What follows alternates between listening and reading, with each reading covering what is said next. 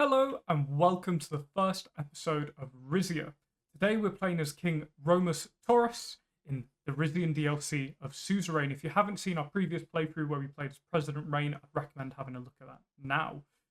Be playlisted and linked below. I hope you enjoy this. It's going to be the full playthrough. I rarely cut things out, so I hope you enjoy this and we'll see what happens going forward.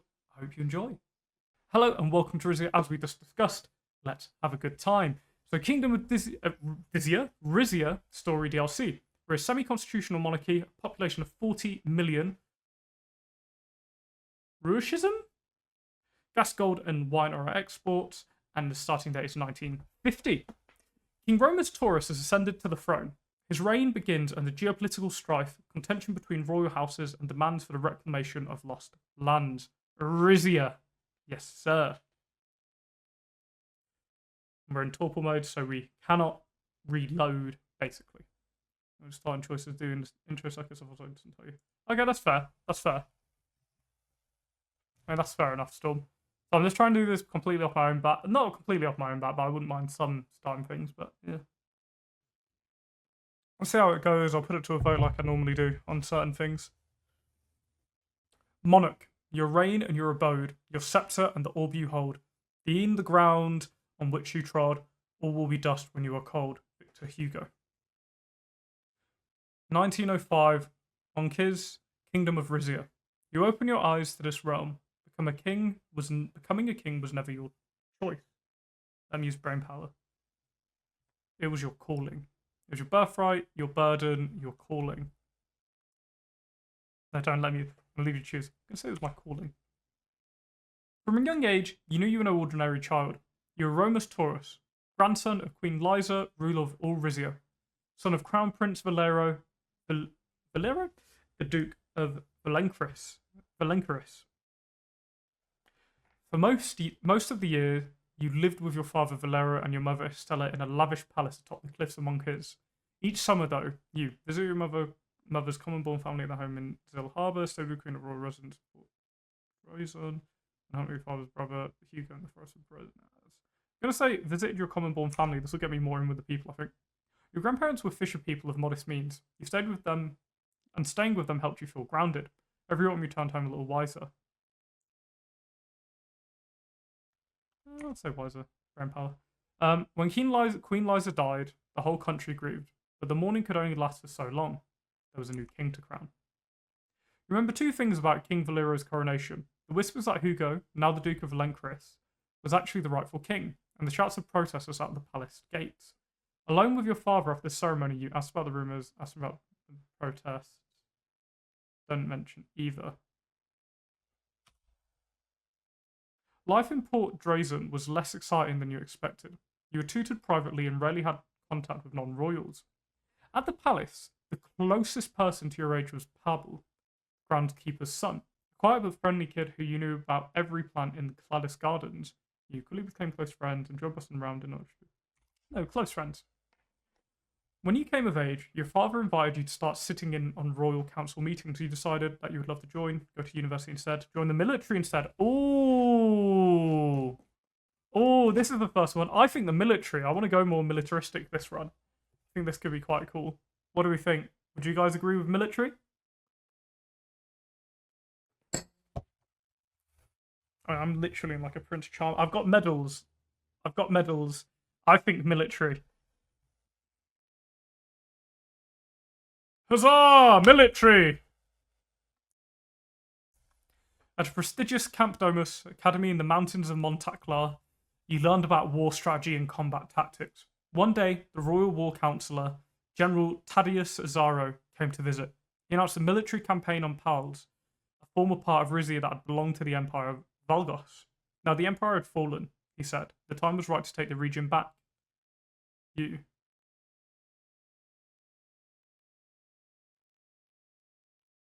Oh no. Thought it was a lost cause, agreed that time to reconquer the territory. Agreed that it's time to reconquer the territory. You weren't allowed to fight on the ground, so you watched from General Azaro's headquarters at the Reclamation War dragged on. He hasn't let me down anything. I decided I was going military when I clicked it. I thought, I want to be different to my other playthrough. I want to conquer lands.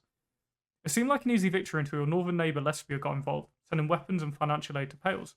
Dissent began brewing among your fellow recruits. You asked your father to stop the bloodshed, demanded a crackdown on the traitors, refrained from taking sides. I refrained from taking sides for now, even though I have been verbally agreeing. You hoped it would all pass, but the fire had been lit. One day, General Rosario burst into headquarters with the news the Navy had mutinied. Bloody clashes between pro and anti-monarchists were erupting across the country. The century of revolution had reached Rizia at last. The king insisted you be driven back to the capital immediately. After you left Montacla, though, an unmarked car swerved in front of you, blocking the road. A tree of masked men with guns jumped out, quickly overpowered your guards and forced you out of the vehicle. You complied with their demands, you tried to run away. Try to fight them. Military training kicked in and you put a serious struggle. They shot you in the shoulder before you were finally subdued. As your consciousness faded, you recognized one of the captive's voices, Lucas Suzerain, Duke of Brenners and the head of Rizia's third royal house. A hood went over your head. Then darkness. They held you captive for nearly a week. When rescue finally came, it was in the form of a man with a white, blue, and magenta flag in his fatigues, Welland's flag. At the palace, you pieced together what had happened. In desperation, your father had pleaded for aid of Rizia's northern neighbour, Welland, to neutralise the uprising. But that help came at a price. Over the next year, the two nations worked out an agreement to transfer control of the port of Zil and its surrounding region, home to natural resources and millions of people. Of rich natural resources and millions of people. For the next 25 years, Zil would belong to Welland.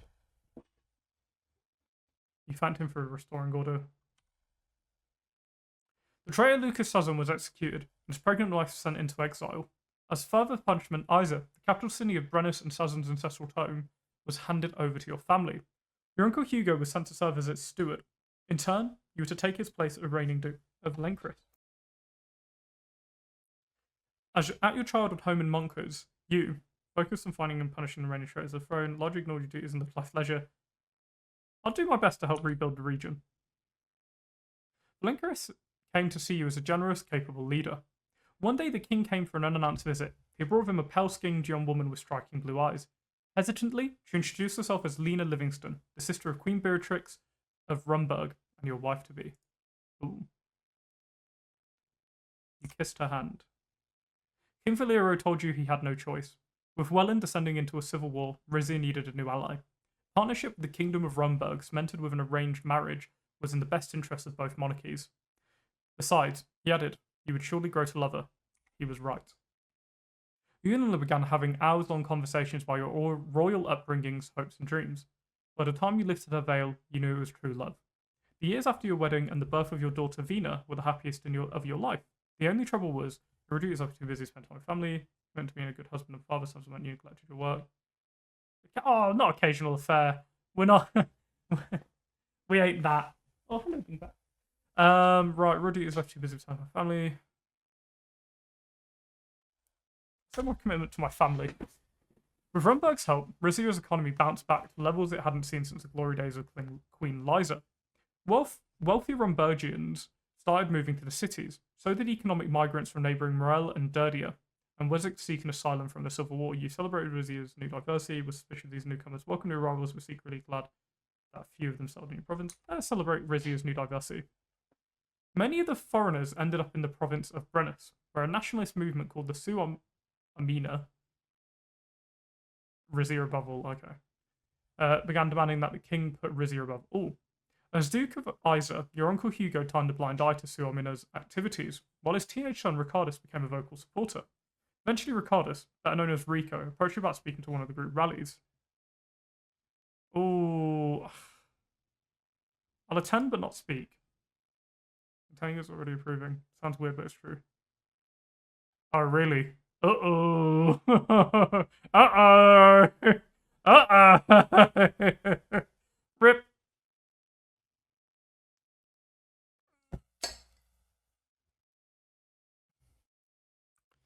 You watched as the organisation leaders bemoaned the loss of Rizian territory, identity, and values. They stopped just short of blaming King Valero directly.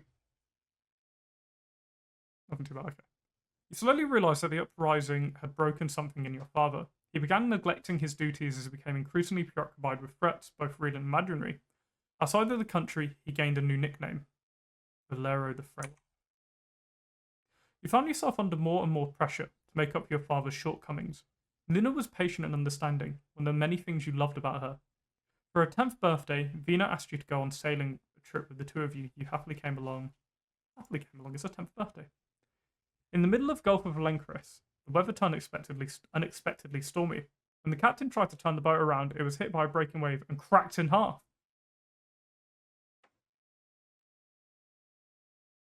Oh my god, the Coast Guard got to you and your daughter on time, but by the time they pulled Lena out, she was barely breathing. They rushed her to the hospital. She died holding your hand. Oh. Oh. That's quite sad. You were devastated. After the funeral, your mother Estella came to visit and found you hardly able to function. She promptly moved in to help out with Vina. Hugo suggested you turn to Russianism, Rizia's official religion, to help cope with your loss.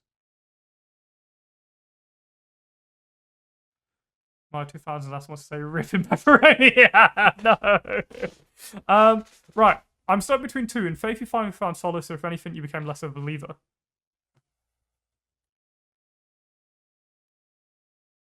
Lord, I think we'll go with the Mantis of Monteclair or Cave of Meridia. No, I'm going to make this decision. I'm going less of a believer. Meanwhile, the situation in the capital worsened. Rizian nationalists continued to protest the loss of zeal, and the country's increasing diversity. The rumours spread that an anti-monarchist movement was beginning to grow once more. Your father called Hugo back from Isa to keep an eye on his council. You wondered what the country was coming to. You reasoned the king had brought his troubles on himself. You believed things could be better.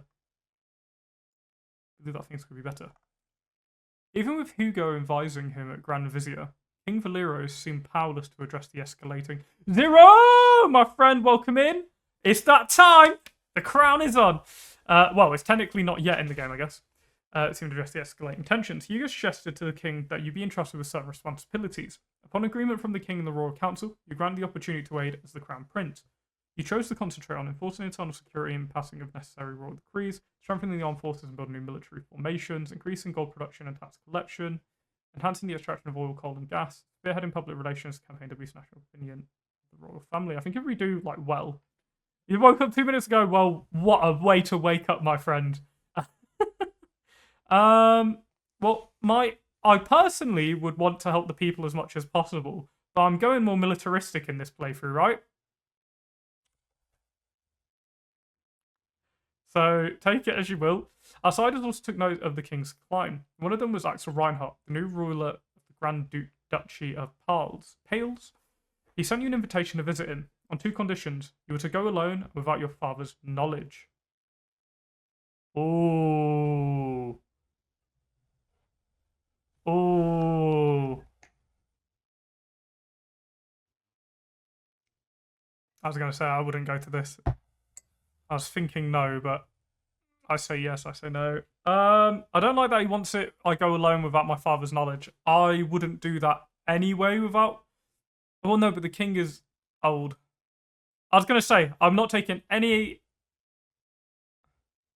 Lord, we're taking no hints. Remember this, buddy, no hints. Because I still see it. Negotiate with terrorists. Go alone without your father's knowledge. I wouldn't generally go. And this is the big one for this one, guys. Just remember, I will ask for opinions on certain things, but only when I ask. I know that sounds really rude. I want you to tell me about your playthroughs and enjoy it, but I want to see what I can do on this one myself. But I would decline it. A few days later, you received a letter from Pales. Durana expressed his disappointment that you couldn't meet him and wrote that he hoped to re-establish relationships between Pales and Rizia once you took the throne. Keep it to myself. A few days later, the king summoned you to the capital for a confrontation. He had ordered his personal security force, the Golden Guard, to begin inspecting royal family members' mail. Here's your betrayal. You assured him you were on his side. You had only occasional contact with your father in months that followed. As Vina grew into an intelligent, self-reliant young woman, your mother moved to Monkiz back to the capital. She called you one night, her voice shaking. The king was dying. He'd gone straight to bed after dinner. When your mother went to check on him later, she found him comatose in the bedroom. The doctors suspected a heart attack. You rushed to see him. Father looked pale as a ghost. It took all his effort to speak. In a hoarse whisper, he warned you not to follow in his footsteps. Your reign would be a fresh start for the House Taurus, a new chance to take back the lands that were lost. He closed his eyes.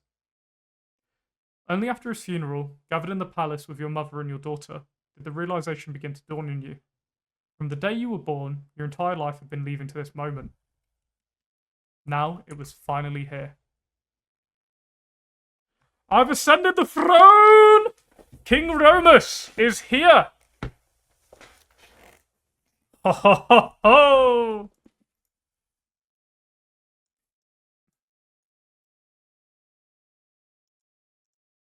What looks the most similar to this? So we got a blue one. Okay, I thought he wore a suit, but this was the main one I'd seen. I think it kind of has to be this, right? I know it's not perfect, but it's the closest. Facial hair. Obviously, I do have a beard. Oh ho, King Taurus. Oh no! I actually saw a hat like this, but I think the crown is cooler. I was looking for this, and sorry, I just to say, I looked for this hat, and when I showed it to a guy at a hat market type thing, he actually started swearing at me, calling me an idiot, and I was like, "Are you serious? I'm asking to buy a product. Like, come on." Oh! Oh! Come on! Oh my god! Same person. Same person has to be done. What's the accessories? No. Okay, that's really funny. That's really funny. What do we think? I mean, this is like looking at the same person. Let's do it. Yes. Strategic focus selection panel. Oh, I know the clothes, there were some cool ones, but I needed it to be this because this is the closest to what I'm wearing now, color-wise. I know it's still different. It's not right. I know there was a red one as well, but I like that one. It's got this shoulder bits. As King Romus Taurus, you have extensive power to enact and shape the course of the Golden Kingdom. By choosing different focus options, you can gain different strategic advantages. Government structure and tension. Opting for absolutism would solidify monarchic traditions within House Taurus, while considering reform alliance with House Suzerain and the Rizian People's Party, signaling a shift towards wider civic participation and resource distribution. Conversely, the status quo upholds the current balance of power and provincial authority. Oh, I think reform. I think it would be nice having the people's choice in this.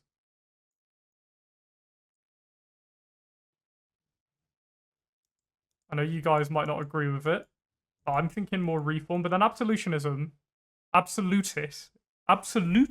bit is me being in pure power. Oh, that's a really good point. Yeah, fair enough. That is a fair point. Let's build up that army and keep me in charge. And just to say to everyone here, thank you all so much for joining in the stream today. This is going to be amazing. I feel it. Focus on strengthening our resource economy involves leveraging natural assets and safeguarding long-term energy commitments. Alternatively, diversifying the economy beyond resource reliance aims for a balanced financial landscape, mitigating over-reliance risks. The mixed strategy offers more flexibility. One in energy. Oh my god, I just looked at the top. Authority, budget, and energy. Ah. Well, that's interesting. There's turns. We make money in turns. Ooh. Ooh, strengthen resources, diversify, mixed approach. I mean, it seems like energy we could definitely do with some more in. The foreign faces the kingdom faces new diplomatic choices. Interventionism encourages active military involvement, while appeasement aims to strengthen ties with Welland and Rumbo's monarchy. Alternatively, you could choose the third way, forming regional alliances with Derdia, Pels, and Morella to avoid major powers. Interventionism, active military involvement. Military branch focus. Shift and Rizian Royal Air Force could position us for potential area superiority. By exploring advanced pilot training and considering expansion of our bomber fleet, we might enhance our capabilities, practice airstrikes, and extend our bombing operational reach. One budget, one airstrike, one paratrooper unit. Rizian Army, directing resources towards the army expands our ground operations with advanced vehicles, artillery, and infantry equipment, while also training an additional mountaineer unit. Oh, I'll definitely take you all on as army advisors. This strategy elevates our operational potential and allows for more flexibility in land campaigns. -3 budget, 500 manpower, 500 equipment, 1 mountaineer unit. Rizia Navy, yeah, budget, military ships, marine. I mean, I imagine this is going to be a similar sort of thing. None. I was thinking air because we can bomb them. We have longer range. That means our troops on the ground will never have to be in direct combat. Armies, I can imagine the army's probably not great. Navy or Air Force, but I imagine we're not going to be. Obviously, the Navy's very particular, whereas the Air Force can still bomb a ship. So we'll go for an Air Force. What about your decisions? Yes. Oh, collection item unlocked. Lena's wedding ring. Budget stat decreased. Engine stat increased. Equipment stat increased. The angelic sounding voices of a boys' choir echoed through the great hall of Pallas Resna. To most Rizians, this was the grandest room in their grandest building in the entire country. To me, it was just home. I remembered wandering between the mosaic-tiled columns as a bored teenager, goofing off with Pablo in the upper gallery as my father met with foreign dignitaries. And of course, this was where I had married Lena. I sat upright in the Scylla Orica, gold-plated wooden throne on which all monarchs of Rizia were coronated. The ceremonial robes I was wearing chafed against the scar on my shoulder. I thought about the kidnapper's bullet and how close I'd come to never seeing this day. The hall before me was filled with nobles, politicians, business magnates, even movie stars. Television crew moved up and down the aisle, broadcasting the ceremony to the Rizian public for the first time. Butts on down the door, my liege! Welcome in, Jace, my friend. Great to have you here. Just got crowned. Very exciting. This is really tight in my head. This might actually have to come off later. We'll see how long I go for. Because my headset pushes it down and I've got a big head to begin with. All the reviews on this hat, by the way, this crown said, way too big. It feels small. The hall before me, let me read that. For the first time. My mother was sitting in the front row next to her Uncle Hugo. Hugo? How old am I? What year is it? Oh, 1950, so 45. My mother was sitting in the front row next to Uncle Hugo. Tradition dictated that in the absence of a king or queen consort, the seat next to me would be filled by the successor to the throne. Vina plucked at a stray thread in her gown. How are you feeling, father? That's me daughter. With a lovely pearl necklace. Wow. That'll be probably opal in the middle of that. Sorry, I'm a jeweler in real life. I'm thinking about the jewelry. How are you feeling, father? Ready for the next chapter? Honestly, a little nervous. Stop fidgeting. The cameras are on. Ready for the next chapter. My daughter smiled. Me too. I wish mother was the one sitting here, though. The final notes of the coronation hymn, "By his sword I live," rang out. An expectant silence filled the hall. It was broken by the sound of shuffling footsteps. The cameras followed by Grand Wiseman Sal Ignatius as he walked slowly down the central aisle bearing a velvet cushion. He presented it in front of me. On it was the Taurus crown, a black onyx orb, and a scroll containing the words to the royal oath.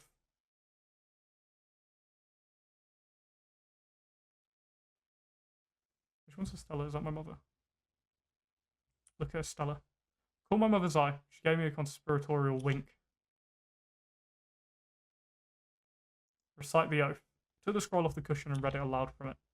I hereby pledge myself in service to the great nation of Rizia and its people. I promise to guide my country with a steadfast hand, to uphold the laws of this land under Saint Rurek's watchful eye, to wield the sword of justice and the shield of mercy in equal measure. All this I shall do until the day I die. Take the orb. I lifted the orb off the cushion and ran my fingers across its smooth surface. It was inlaid with a trio of diamonds, representing the three royal houses of Rizia, Taurus, Azaro, and Sazan. Look at the crown. I gazed at the Taurus crown, forged when my family took the throne 150 years ago. It was made of pure gold, adorned with two twisting spires resembling bull's horns. May St. Rex fill you with his Holy Spirit on this day, as he did your ancestors before you. With trembling hand, Grand Wiseman Ignatius lifted the crown off the cushion. I could spot a grey hair still clinging to its inner rim, my father's. May you keep the promise you have made before God and your people. The crown came down on my head. Its heaviness surprised me. By the divine power invested in me, I proclaim you sovereign king of Rizia. Arise, King Romus. I stand up. Financial chat, Lord is his armed forces advisor. He's going to need it. And I don't know what Zero is yet. I'm going to be his private secretary, like Windsor here. Basically, a private advisor. Fair enough. Don't know who that is yet, but we'll find out. I stood. The choir broke into On Shores of Gold, the Rizian national anthem. Long live King Lance! Long live the king! And Dingbat the cat, who is somewhere. Oh, she's behind me! Oh, hello. Yeah, that's Dingbat. Hello. Her cute cat. Oh, look, Dingbat, the cute cat. Oh, she's trying to get to sleep as well, bless her. So I'll leave her be. According to royal tradition, this was my signal to march down the aisle and up the palace balcony to greet the public. Elder King Lance, thank you guys. We'll proceed with tradition. You know, it's been 150 years. It's nothing too bad. Proceed with the coronation. So I did proceed without making a speech. Everyone in the crowd bowed their heads as Vina and I made our way down the aisle. Past my cousin Rico in the second row. He kept his head down and didn't acknowledge me. Rico's the one that tried to kill us at some point?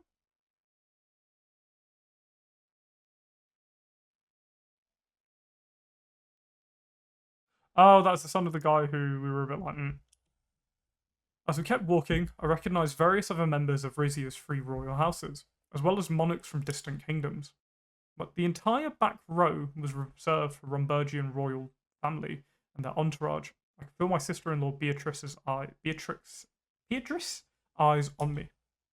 We reached the end of the hall, where a spiral staircase led to the palace balcony. Come, Vina, let's greet your future subjects. Got to do this part alone.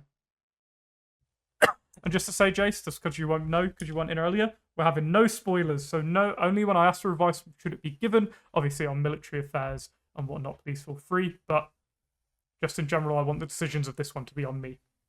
And should we fail, it is on me. My daughter beamed and put her arm through mine. We walked up and up the stairs until we came to a door. Open it.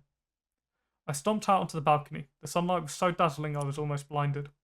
When my eyes adjusted, I regarded the scene below me. Thousands and thousands of people were packed into the palace grounds. Some waving Rizian flags, others the House Taurus banner. The rules, same as last time, no spoilers. Exactly, my friend. Just beyond them, at the gates, the police easily held back a small pocket of protesters. I paid little attention to them. I was focused on the noise of the crowd, an overwhelming roar that gradually cohered into a single chant. Salutanus acta regi novus. All hail the new king. I'm a king! Oh my god! We have so much stuff. Right, look at our fine nation. I want that. That'll be ours. And what about, where's this other that pales? Oh, are we taking over? I mean, who's this? Morella? I mean, we'll take them over too. Pels Administrative District, we'll take those. And Zil. There's a reason. We didn't need a navy to invade both of these. Come on. The other nations we'll have to deal with after. Lesbia. I'm not sure we'd take Lesbia, but we'd give it a good shot. Remember, I feel like be a bit of a military dictator this time. Rufus Gragg's Royal Gossip, Coronation Fashion Edition. For the first televised coronation history, the royal family pulled out all the stops. While King Romus looked resplendent in his gold brocaded robes, all eyes were on Queen Mother Estella. He strode through the Grand Hall and flowing propaganda. When read all of this, shows off some bits. Grand ceremony. 20,000 commoners arriving from all corners of the country will graciously show allowed on the palace grounds for the occasion. And Geopolitico. Notice only two newspapers, Royal Herald and Geopolitico. Risen coronation raises questions. Who is Romus Taurus? Oh, who's Lancelot Chuck and Davies is more like. I said my real name instead of my thingy name, but it's the same name. Alright, I gotta go back and look at what you chose for your backstory. I'll show you. Oh, it doesn't say. Okay, fair enough. Oh, it does show you. So scroll through that as you will. Alright, let me get all of this up. I want to see our situation. So situation, core size mobile forces, paratrooper brigade, small marine division, high military mountain power pool, full military equipment stockpile, large mountaineer corps.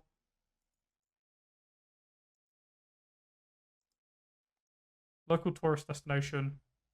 Don't know why that's a terrible thing. Average industrial production capacity. Horrible workers' rights. Okay, we need to sort that. Average power projection. Mixed global image. Key MITS member. Global monarchist support network. What are we good at least? As tourist regal stability. No revolutionary threat. Good welfare state. Everything else is terrible in welfare. Okay, we need to sort that. High resource output. Continental quality football teams. Hey, we've got to make sure our football team's good. Efficient transport systems. Royal traditions upheld. Monarchist fighting traditions. High military manpower. Oh, we read that earlier. Cool. Right, let's pull up some of our reports. Oh, I'm so excited to play this. Sazin send formal congratulations. The Sazin nobility has issued their formal congratulations on our coronation. Family members hosted an outdoor screening at the ceremony of the area of Arena Celebes, attended by citizens from across the province of Brennus. Queen Beatrix and Grace send formal congratulations. Upon returning home from the coronation ceremony, Queen Beatrix Livingston sent an official message of congratulations on behalf of both Rumberg and Grace, the Guild of Royal Allies for Commercial Exchange. She welcomed us to the ranks of the world's remaining monarchs and attached a personal note expressing her sorrow that her sister did not live to see our coronation.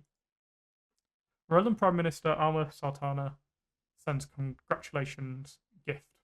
Newly elected Prime Minister Morella reached out to us after our coronation, sending their best wishes and desire to work more closely together, especially on matters regarding the Meftium International Trade Zone. Green Wiseman Asmal sends congratulations from Derdia. Fine. Hubertus Taurus appointed acting Duke of Lencris. With the acting governor of Moncris opened after our ascension to the throne, it was decided that our cousin Hubertus, the closest Taurus living relative living in the province, would assume the position until if and when Prince Vina is appointed Duchess. In private message, he sent his assurances that he and his family would remain servants of the king. Coronation honored Camp Domus. There we go. So let's have a little exploration of our land. There's Isa. There's Montaclar. There's Pales. I mean, that's such a tiny little bit of land. It's in danger in it. I think we're going to take it. Coronation celebrations. Decide the scale of the festivities. Ooh.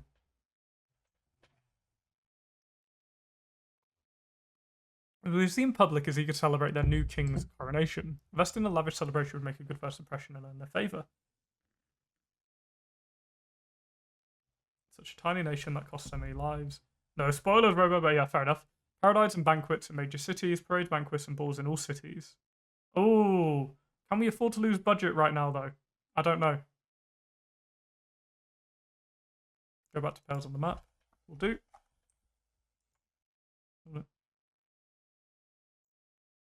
Grand Duchy of Pals. Embraven, Amet. Oh, yeah, literally. Cost us a lot in the revolution.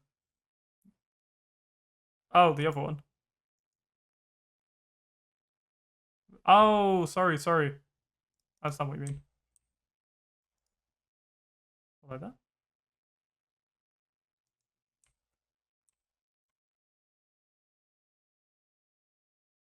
There it is. That'd be easy to invade. Very easy to invade. This would be more difficult, I feel. Right. Back to decision. I think let's have Monarch Romulus Taurus. Lost territory integrity. We're gonna lose budget anyway. This shows us what you took from Pals during the war. Ah, that's what we took. Oh, understood. So it ain't that small. Okay, understood. So it was tiny beforehand, and then we took it. So realistically, this one's tiny. Zill is the really small one. Okay, understood. Understood. I'm gonna go all out. Boom. Let's have a party! And it's ton. I see plus. So long as it's plus, we're good. We can earn it back. Early morn at the Palace Resna. The morning after my coronation, I was woken by a knock at the door. It took me a few seconds to remember where I was. The royal bedroom at the top floor of the residential wing of Palace Resna made the one in the Taurus Palace at Monkiz look shabby. Ornate gold trim covered the walls. I was alone in bed that could easily have slept 4. Knocking on the door continued. Who is it? The door swung open. Pavel walked in, beaming. After I've left to join the military, my friend had worked his way up to chief butler. It was hard to believe he was now head of my royal household. Rise and shine, your majesty. Good to see you, Pavel. I knew this day would come, but it feels old having you wait on me. What nerve, barging the king again like that and I'll have your head. Where's my newspaper? I'll go for 2. Pavel feels like he's already like the driver from the other one. So he's a good friend of ours as well. I won't be rude to him. There we come. This is having you wait on me. Pavel chuckled. You better get used to it. Everyone answers to you now. He drew back the heavy velvet curtains. Sunshine flooded the room. Romus Taurus, King of Rizia. You've come a long way since we were kids. Not really. All I had to do was get a job, wait for my father to die. So have you, Mr. Chief Butler.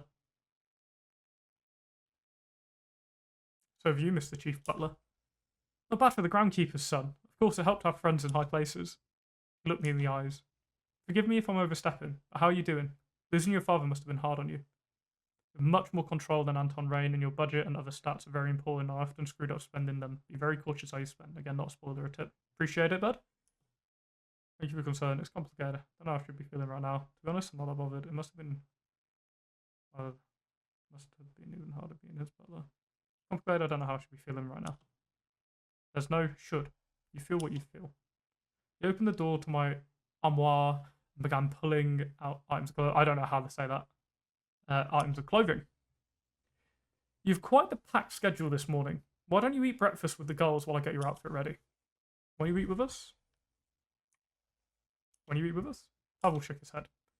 I ate in the servants' quarters before coming here. There are hierarchies to be observed now that you're king, I'm afraid. We're still friends though, right? Hierarchies are meant to be broken.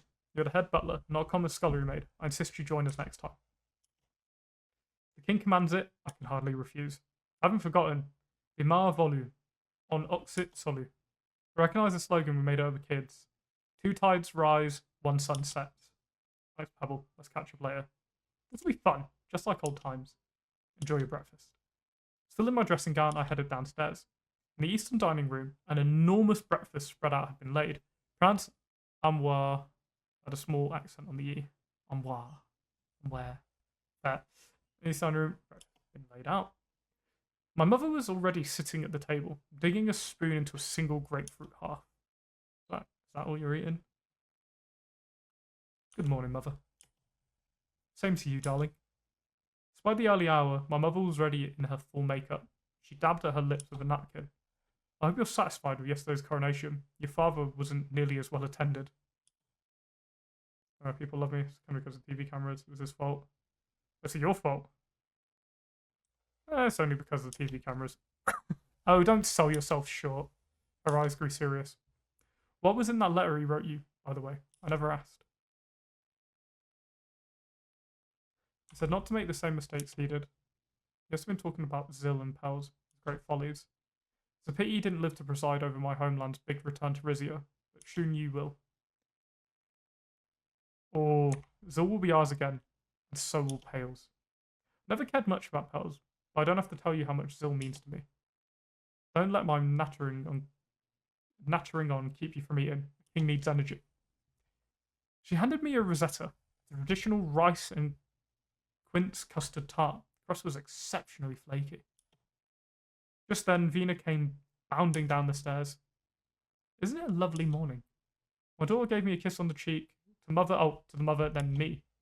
And he got lost on the way here, Grandma. Why don't you tell me this place had such a big library? Because I didn't want you holed up in there all the time. Grandma's got to see our granddaughter every so often, you know.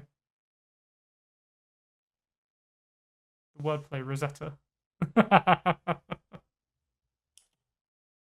Vina eagerly took a plate and started piling it high with pastries. My mother clicked her tongue disapprovingly. Not too many of those. The sweeter the taste, the wider the waist. Don't you agree, Remus?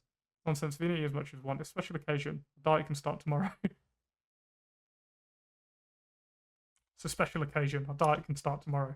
Vina took a bite of a Rosetta and gave an exaggerated sigh of pleasure. My mother rolled her eyes.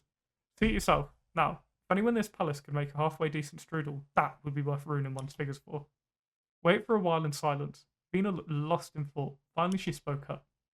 Father, I wanted to ask you something. You know that I'm 18 now. I want to study. time you take it on more responsibilities. Exactly! I was thinking I'm old enough to accompany to your council meetings. It's unusual for a female heir to join the council. I know. Didn't you do the same when you were my age? No place for princess. No, line out to fight for your country was far more important to me. Well, this is what's important to me. Liza the Great has a huge legacy to live up to, after all. You shouldn't worry about living up to anyone's legacy. You're great in your own right. My grandmother's achievements weren't as noteworthy as everyone says. She just happened to be in the right place at the right time. Greatness is something you're born with. My door, you can't glean it off of others. I remember when Liza didn't care wisdom from serving on her father's council. I'm going to do the first one. You're great in your own right.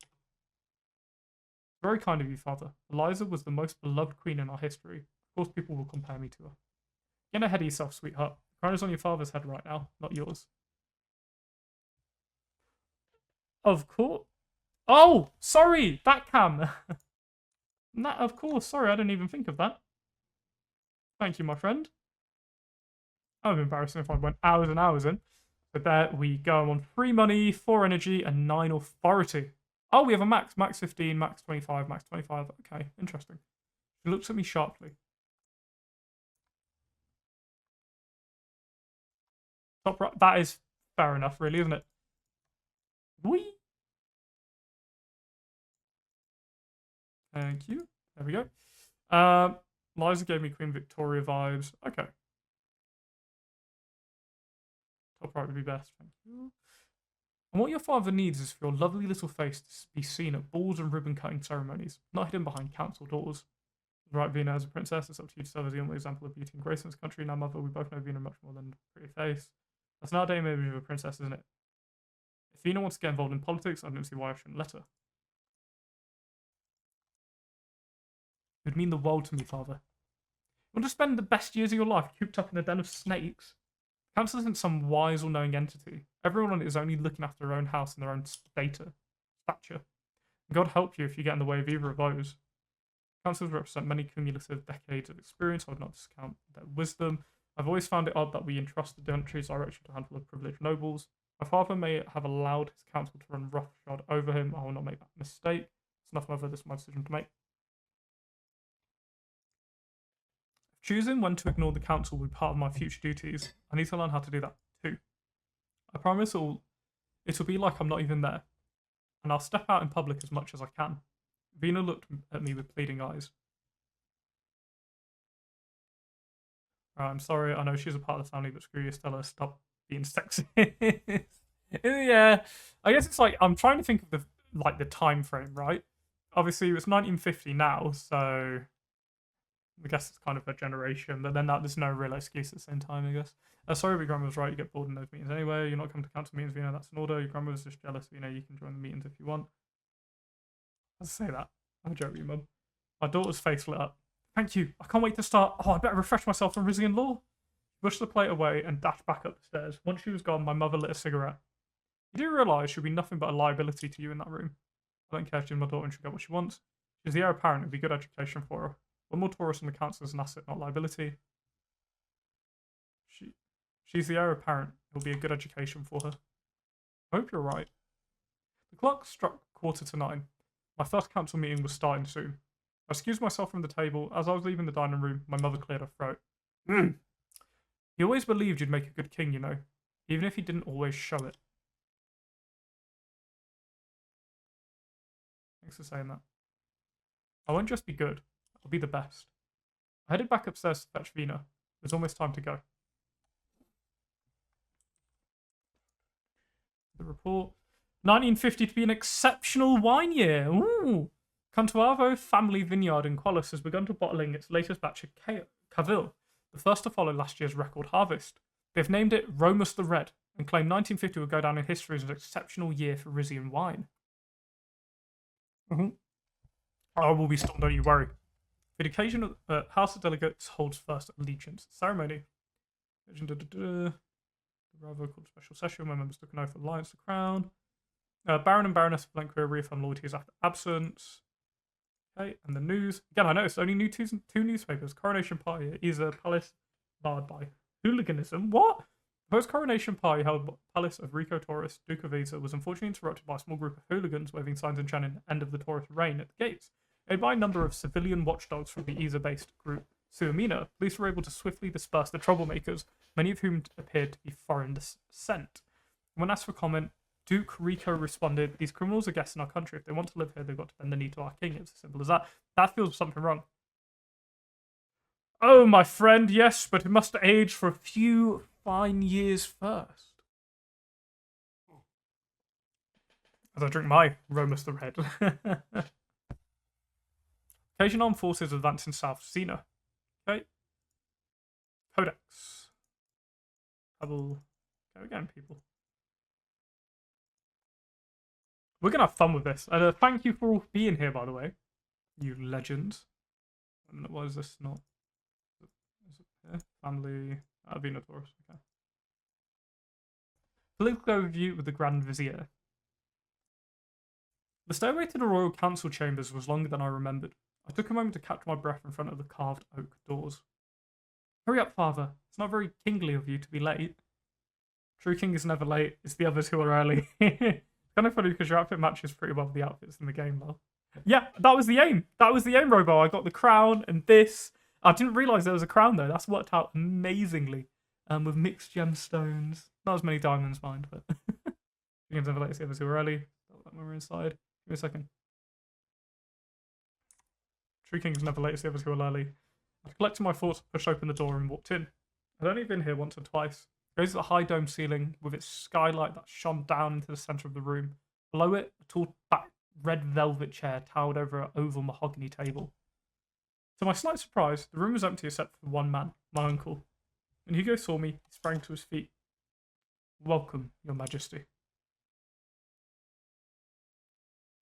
"No need to stand on ceremony with me, Hugo. Please sit." Hugo sat down with a smile. "You meet everyone else soon enough. I thought a private chat with your Grand Vizier would be in first order. Would be in order first." His eyes travelled to the doorway, where Vina was still standing. "Although it seems it won't be as private as I was expecting. Are you staying, Princess Vina?" My daughter gave a shy nod. "Yes, Uncle Hugo. I'm sitting on the King's Council meetings." I was against the idea for record, but she insisted I actually have an IRO friend named Hugo. He doesn't play with Suzerain, sadly. He should. He should. He should. There's no experience. I wish I'd done the same. It's an awful lot to know, but future kings should have the same privilege as future kings. Hugo frowned as he processed this new information, then broke into a smile. "By all means, then, your majesty. Your highness, have a seat." Vina walked over to the table as I made my way to the red velvet chair. Once we're all seated, I turned to my uncle. "How have you been?" "Busy. Managing the royal transition is a full-time job in itself. Between the visits to Rico and Rizia, I haven't had a day off since the funeral." As I listened to him, my eyes shifted towards the back wall. It was covered in portraits of Rizia's previous kings, including a newly painted likeness of my father. "My dear brother, I do miss him, but I dare say it's time we had some fresh blood on the throne. As Valero never got a chance to fill you in on his royal duties before he passed, I prepared an overview for you.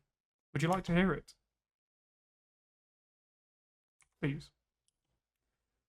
"As a king, you're both Rizia's head of state and commander of its armed forces, as well as the de jure governor of Rizia Imperii, Valencris and Pala's administrative district, and the island of Calatrabes. Like your father and grandmother before you, you alone have the power to shape this country by passing royal decrees. As is tradition over hundreds of years, each new ruler has passed a sovereign transition and clemency decree to start their reign. The kingdom will be expecting a new decree very soon.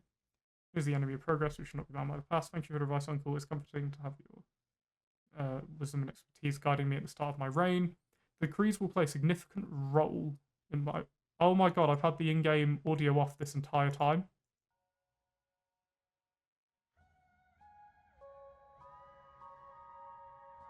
Well, at least it's the first episode and we're only 50 minutes in. I can live with that. Nothing too crazy's gone on. Sorry about that. What's this game series called here? Yeah. The decrees will play a significant role in my reign. There won't just be some symbolic gestures, but towards the future of Rizia.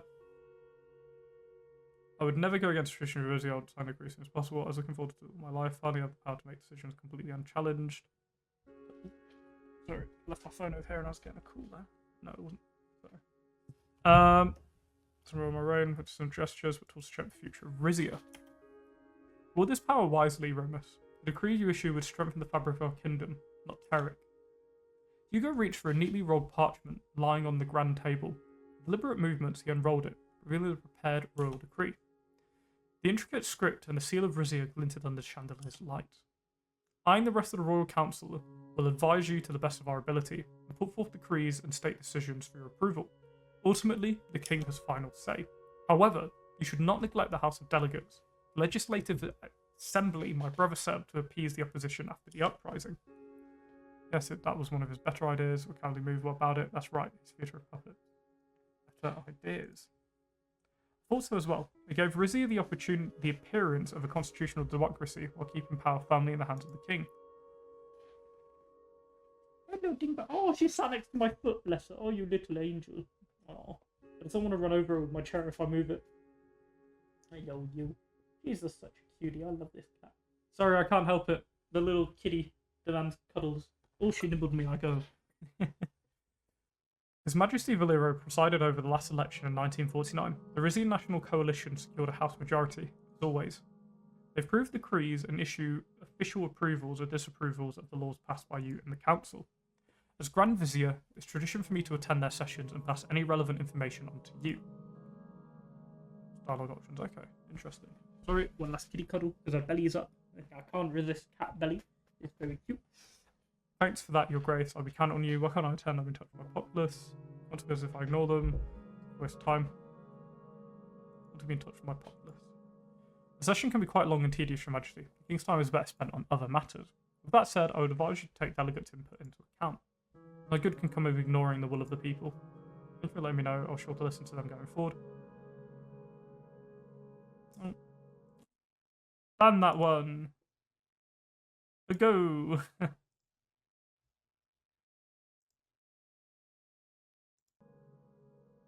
First royal decrees declare Dingbat the national animal. Dingbat the national animal? Dingbat's getting the royal monarchy, mate. He is the queen cat. I've been fired, I better beheaded. Yeah. Will the people or just out of the nobility? You get made a tutting sound. Do not discount the importance of the nobility to this kingdom, my nephew. Keep them satisfied, and the commoners' lives will be better for it. But if you want a self-styled man of the people, look no further than the opposition. More specifically, to their new leader, Manus Sazon.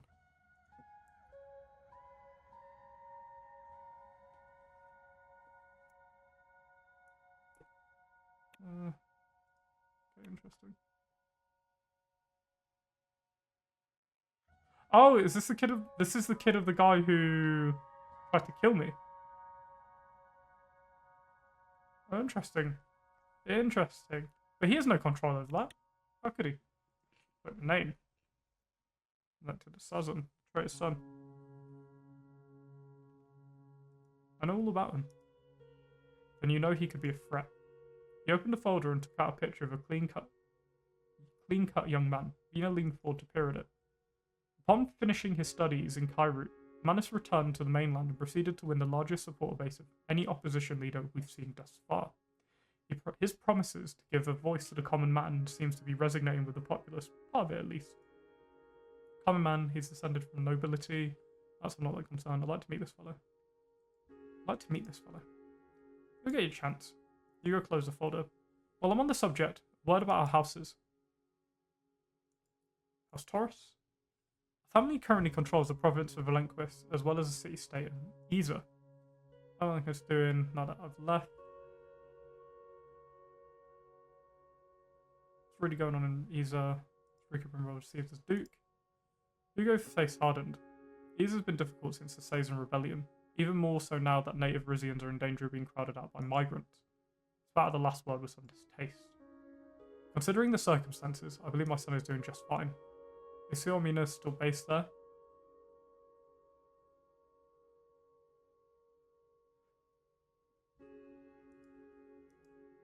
Yes, and I shudder to think of what Isa would be like without it. That's something Chris doing now that I've left. Stable as always, with you on the throne, me as Grand Vizier, and Rico in Isa.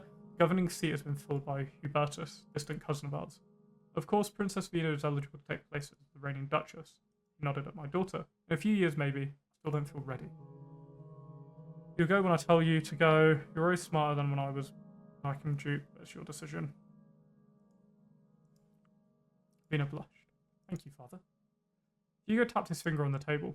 In any case, your majesty, I don't expect any trouble in Rancorous during your reign. It remains the wealthiest of Rizia's provinces and least affected by crime. Make sure their lives don't get any less comfortable and the locals will stay loyal to you. About Rizia's Imperii, we control that too, don't we? Yes, Port Brazen and its metropolitan area are controlled by the central government and therefore House Taurus. You don't need to worry about pleasing our house in this region, though. It's more crucial to retain the favour of the major corporations that are based here. As a corporation, she should be concerned with winning my favour, understood, so economy takes a hit, another uprising might be far behind. Precisely. The Pale's administrative district is also under the jurisdiction of Rizia Imperii, since we won it back in the Reclamation War. Got it, that's all. Hugo nodded approvingly. As to the other houses, House Suzerain? Yes, aside from Isa, which is now under Rico's governance, all of Brennus is still their territory. The nobles there swore fealty to the crown in exchange for keeping a hold of their cities and their estates. With the return of Angelica's boy, could test that loyalty. He is a rightful duke after all, even if he does not admit it. Father was too soft and citizens are keeping in line. Maybe a duke can claim the democratic values at the same time. He lost that time while father orchestrated my kidnapping, and blamed them for siding with him after the house. Here is from them. Democratic values. A contradiction, isn't it? He discourages his fellow delegates from using the title, but has yet to officially renounce it. As for Angelica herself, she remains in exile, as she should. Exile is too good for her wife and just have her killed. She did nothing wrong. Why should she have to suffer after all these years? Angela is no exile, and might not leave claims to position who's been charged with Brennus now. The Suzerain matriarch is a powerful figure, Your Majesty. Even all these years later, she commands the loyalty of the entire province of Brennus. I do not deny that she could be a useful ally, but only as long as you stay on our house's good side. Lest we forget, Mullin is scheduled to return Zil to Rizia next year. The Sazens expect the region to become part of their province, as it was before the uprising. Power balance between the houses is fragile enough. Adding so much land between Brennus would upset it beyond repair. I'll just say a massive thank you to everyone who's joined us for this. This has been awesome so far. We're going to really enjoy it. Thank you, Dingbat, for being next to my foot, keeping it nice and warm. Very presumptuous of them. I can use as bargaining chips, sail all to the crown on Ozil for House Sazon. Oh no, so we're gaining back Zil anyway. Oh, it's not even like we're going to war. Get it back. Yeah, of course. Wingdings. Can't say I know what a wingding is.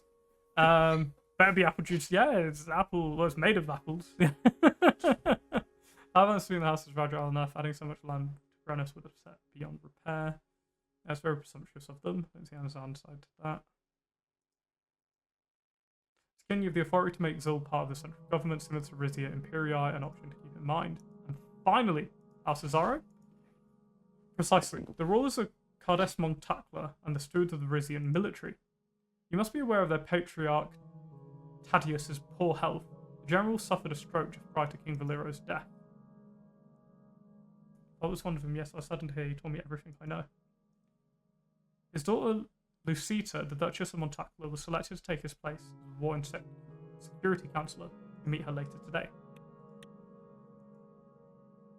Wingdlings are an enemy alphabet. Oh really? I did not know it. That's interesting. You should also know that factions within her province have begun calling for the return of Pales. Again. Why? Cardes Montacla is large and powerful enough. The Azara is a woman goes to a man or woman. Zara down. I'll finish what the general started. Be careful. We all know how the last campaign against the Grand Duchy ended. You've already made strengthening the Rizian armed forces a high priority. That should endear you to them right off the bat. You glanced at the clock. Well, I hope that was helpful. One more thing. As you're aware, a few years before your father's death, he reinstated the Golden Guard. Elite unit specifically designed to protect the King or Queen of Rizia. This of 12 guards, their numbers fluctuate depending on the needs of the individual monarchs. They're recognised by their gold-coloured attire. Ooh. Interesting. 1650. Wow, okay. Con Gods and Force Curious, I post 1920. Taurus side members between the skate with well eyes San Valero in 1945. So a bit like the Swiss Guard, essentially. And personal security of my father. Where are they now?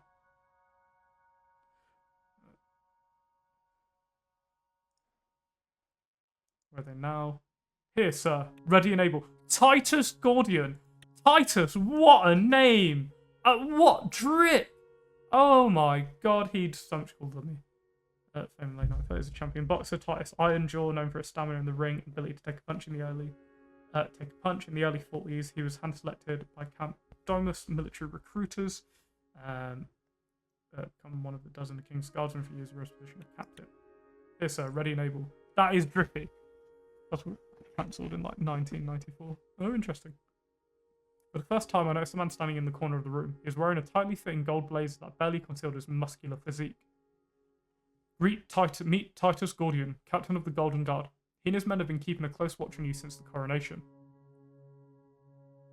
I'm pleased to meet you, Captain Gordian. Call me Titus, sir. Captain Titus. Oh my god. He is captain. Yeah, Captain Titus! Come on! Titus and his dozen men have been trained in the upper echelons of Rizia's elite military and police academies. Each has sworn an oath to protect the king and his family at all costs. Oh, really? The costumes, wooden plain clothes, bodyguards are more effective, and how do we know they can be trusted while someone gets to them? For myself. So they're guarding Bella as well? Yes, my men have eyes on Queen Mother as we speak. About to Vina, she looked a little flustered. But didn't Queen Liza discontinue the Golden Guard? Because she thought they made royals look elitist, and because he trailed off. Because she thought they were getting too powerful. It's why our current force is less than a third of its size it once was. Chad, Gordian Ironjaw, I like it. Guevara's always had a fondness for Rizian traditions, so he spared no expense in bringing the guard back, albeit in a reduced form. You might better stay in line, Captain Gordian. It's humble to me over such elite protection. Humbles me to over such elite unit's protection. Your humility is all mine, sir. Thank you, Titus. You may wait outside the chambers until the meeting's conclusion.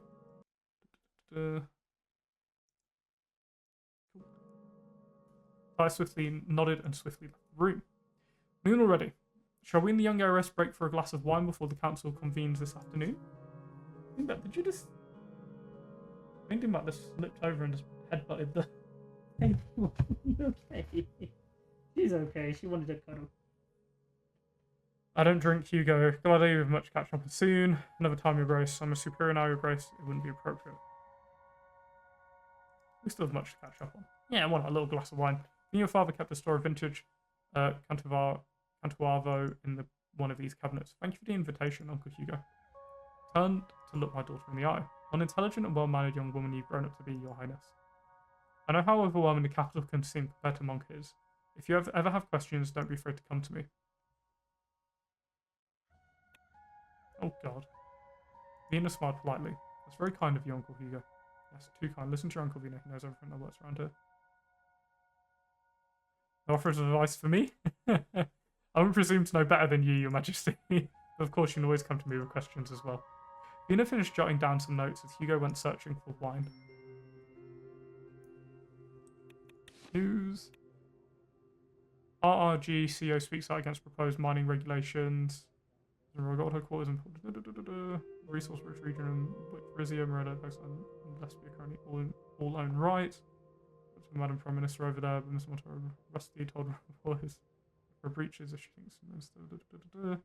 If our new king wants to win his crown, he'll put her in her place. Oil field on verge of depletion. Intertroopers at the Neverslar oil field once. I wonder if we get energy. Neverslar oil field 1. And then there is production life is expected to output time within the next year. Imminent depletion has prompted calls for increased investment in alternative energy sources and reevaluating of Rizia's long-term energy strategy. In the legacy of Resinid Empire. The origination arc of this remnants walk into major city from long lost Resinid Empire. Cool. Coal deposits suspected in Havas. Ooh. Oh, we'll have to have a look.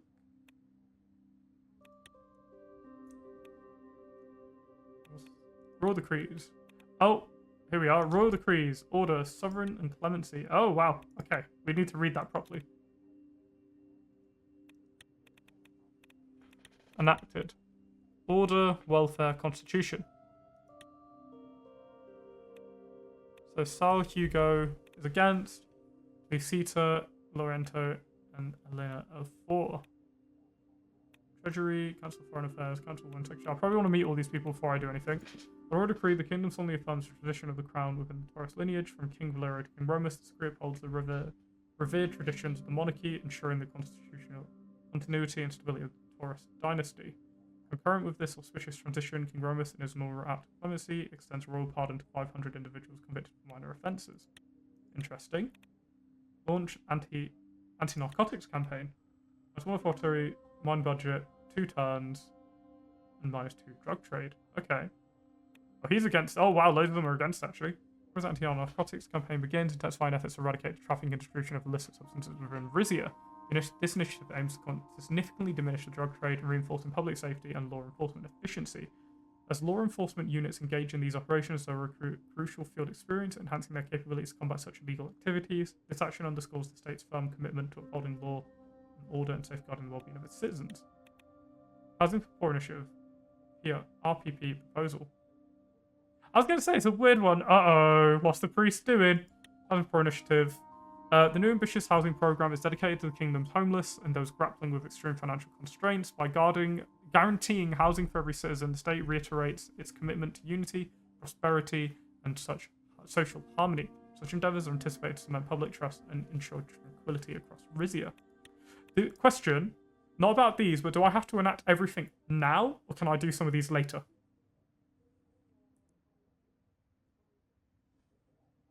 For example, I don't know how the turns work in this. In homage to our ancestral heritage and to boost the tourism industry, the kingdom is launching an excavation and restoration project to resurrect its historical sites at Topaz, a landmark in the ancestral Resinid Empire. With these excavation and restoration, we anticipate a renaissance of cultural pride, boosted tourism, and an uplift in public sentiment. Add them whenever. Okay. Most of them are better if you do them early. That's fair, it makes sense. Like, if I do the anti-narcotics campaign early, it's good. Poor Initiative, good. Excavation, that can wait a little bit. I know Building Edicts. No, that would be good early. I guess tourism would be good.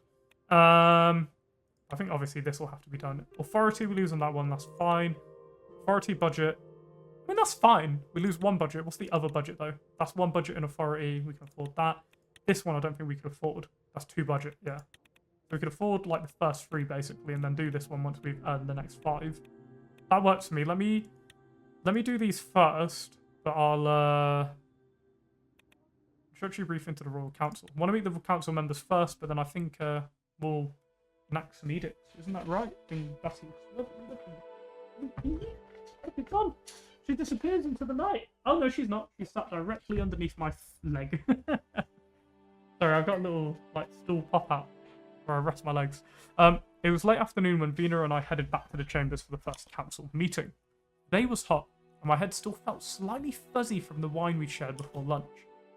I knew I was about to receive a lot of new information from my councillors. I hope I could keep it all straight. Welcome back, Jace.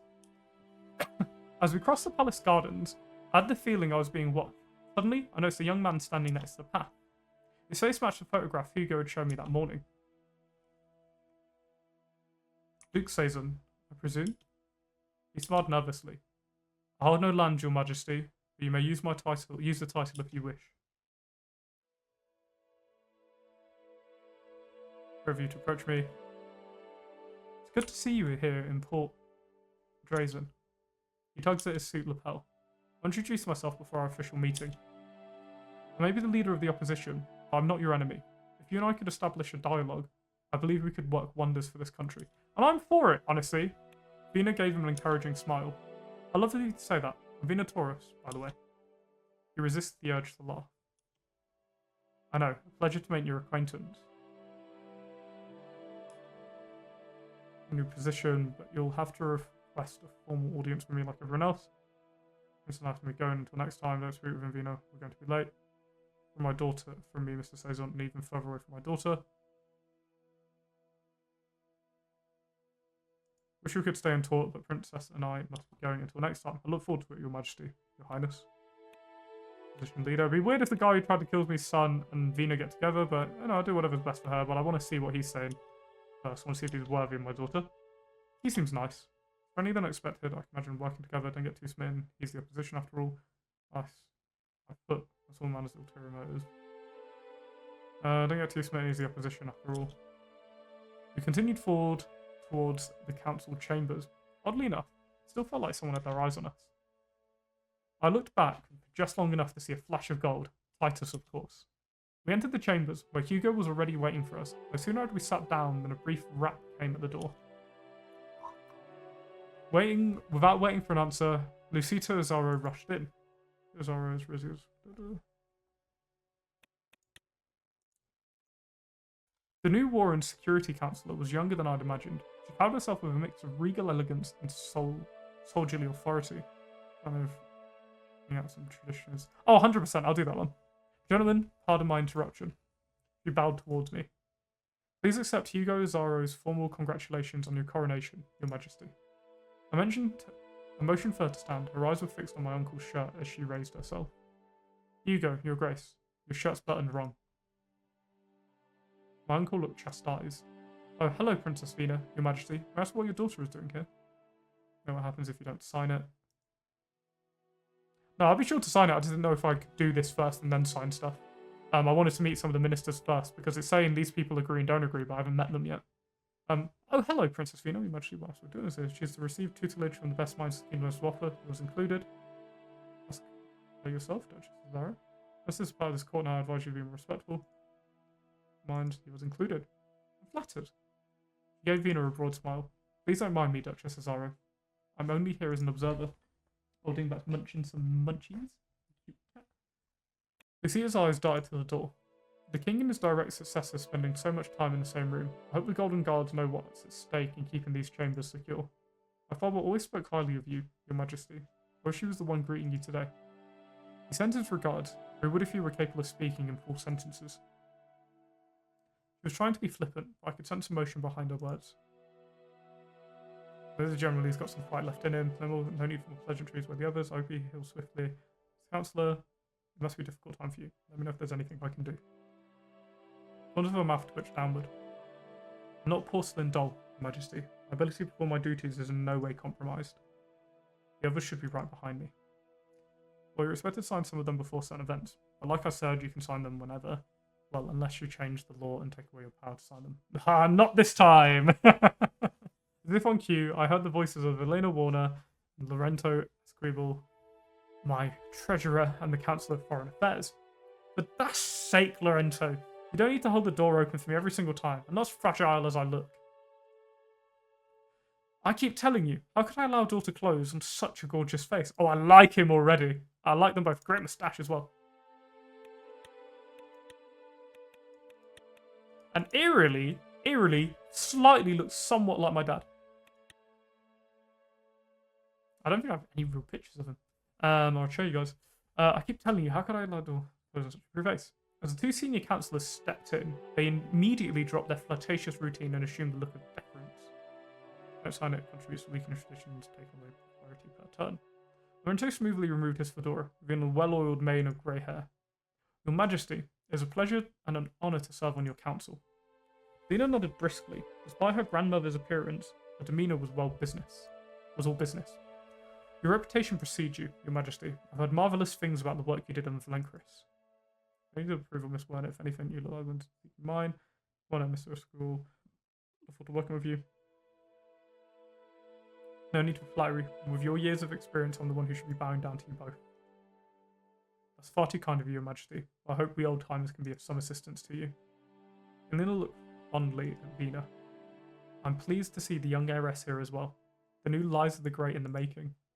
Vina blushed. I wouldn't go that far, but I do hope you'll all tell me about your time in Queen Liza's court one day. I'd love to, though just a few updates I got to share with your father first. As all the councillors were seated, Hugo began. Thank you all for joining us. I'm pleased that the entire council here for this first meeting. Well, not the entire council. The Grand Wiseman is in Plavo, preparing for the upcoming religious ceremony with His Majesty. But he needn't involve himself in earthly concerns like our royal treasury. He smiled to himself, then gestured to Elena. No, indeed. That's for me to worry about.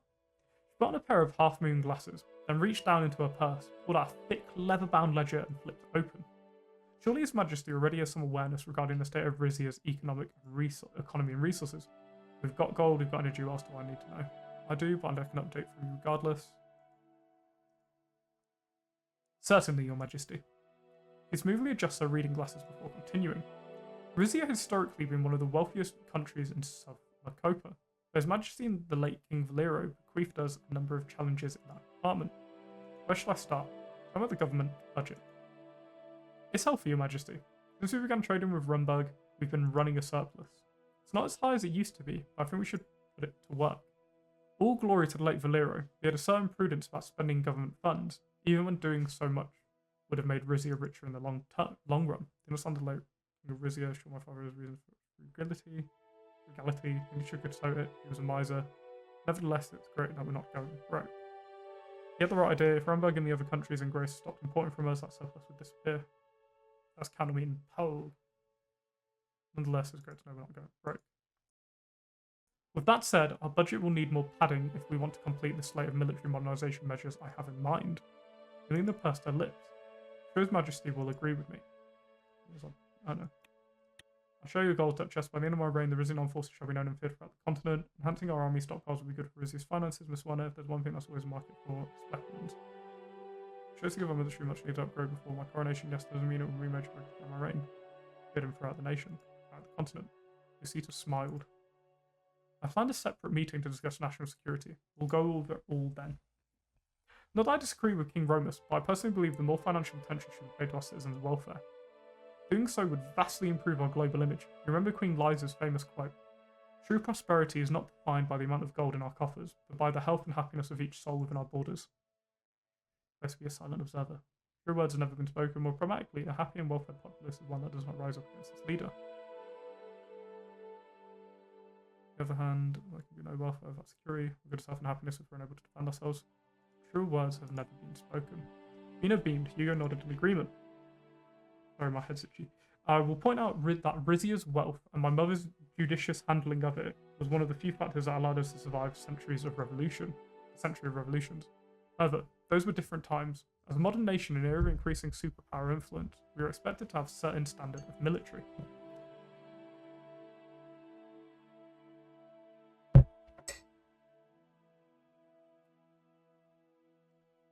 Established between the high concentration of religions and pales.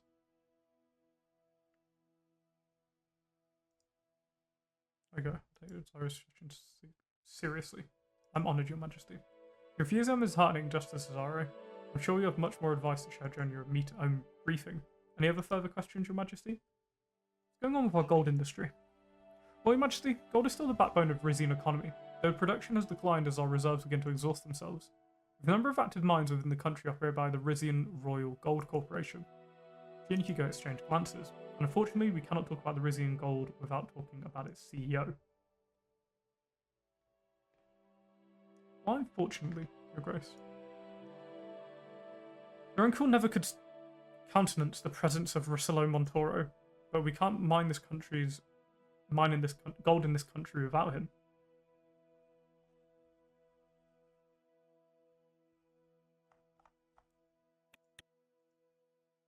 Mr. Montoro, Rusty, currently owns 70% of Rizian Royal Gold. Still cannot believe he was allowed to gain such a large majority.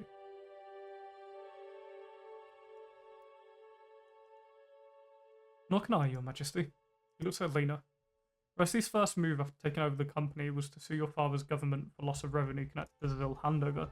After a very lengthy back and forth, it was agreed that the percentage Kingdom share in RRG would decrease from 45 to 30%. Tolerate this on the original state back. 5% nationalised. I don't see any problem with that. You shouldn't have too much power money tied up to outdated. And tolerate this on the original state back. It's not that simple. The claim for RRG's proprietary mining technology was filed by Ventress City, Arcasia. Most financial assets are kept in Kairoot. Arcasia? I wonder where that is. Where's Kairoot?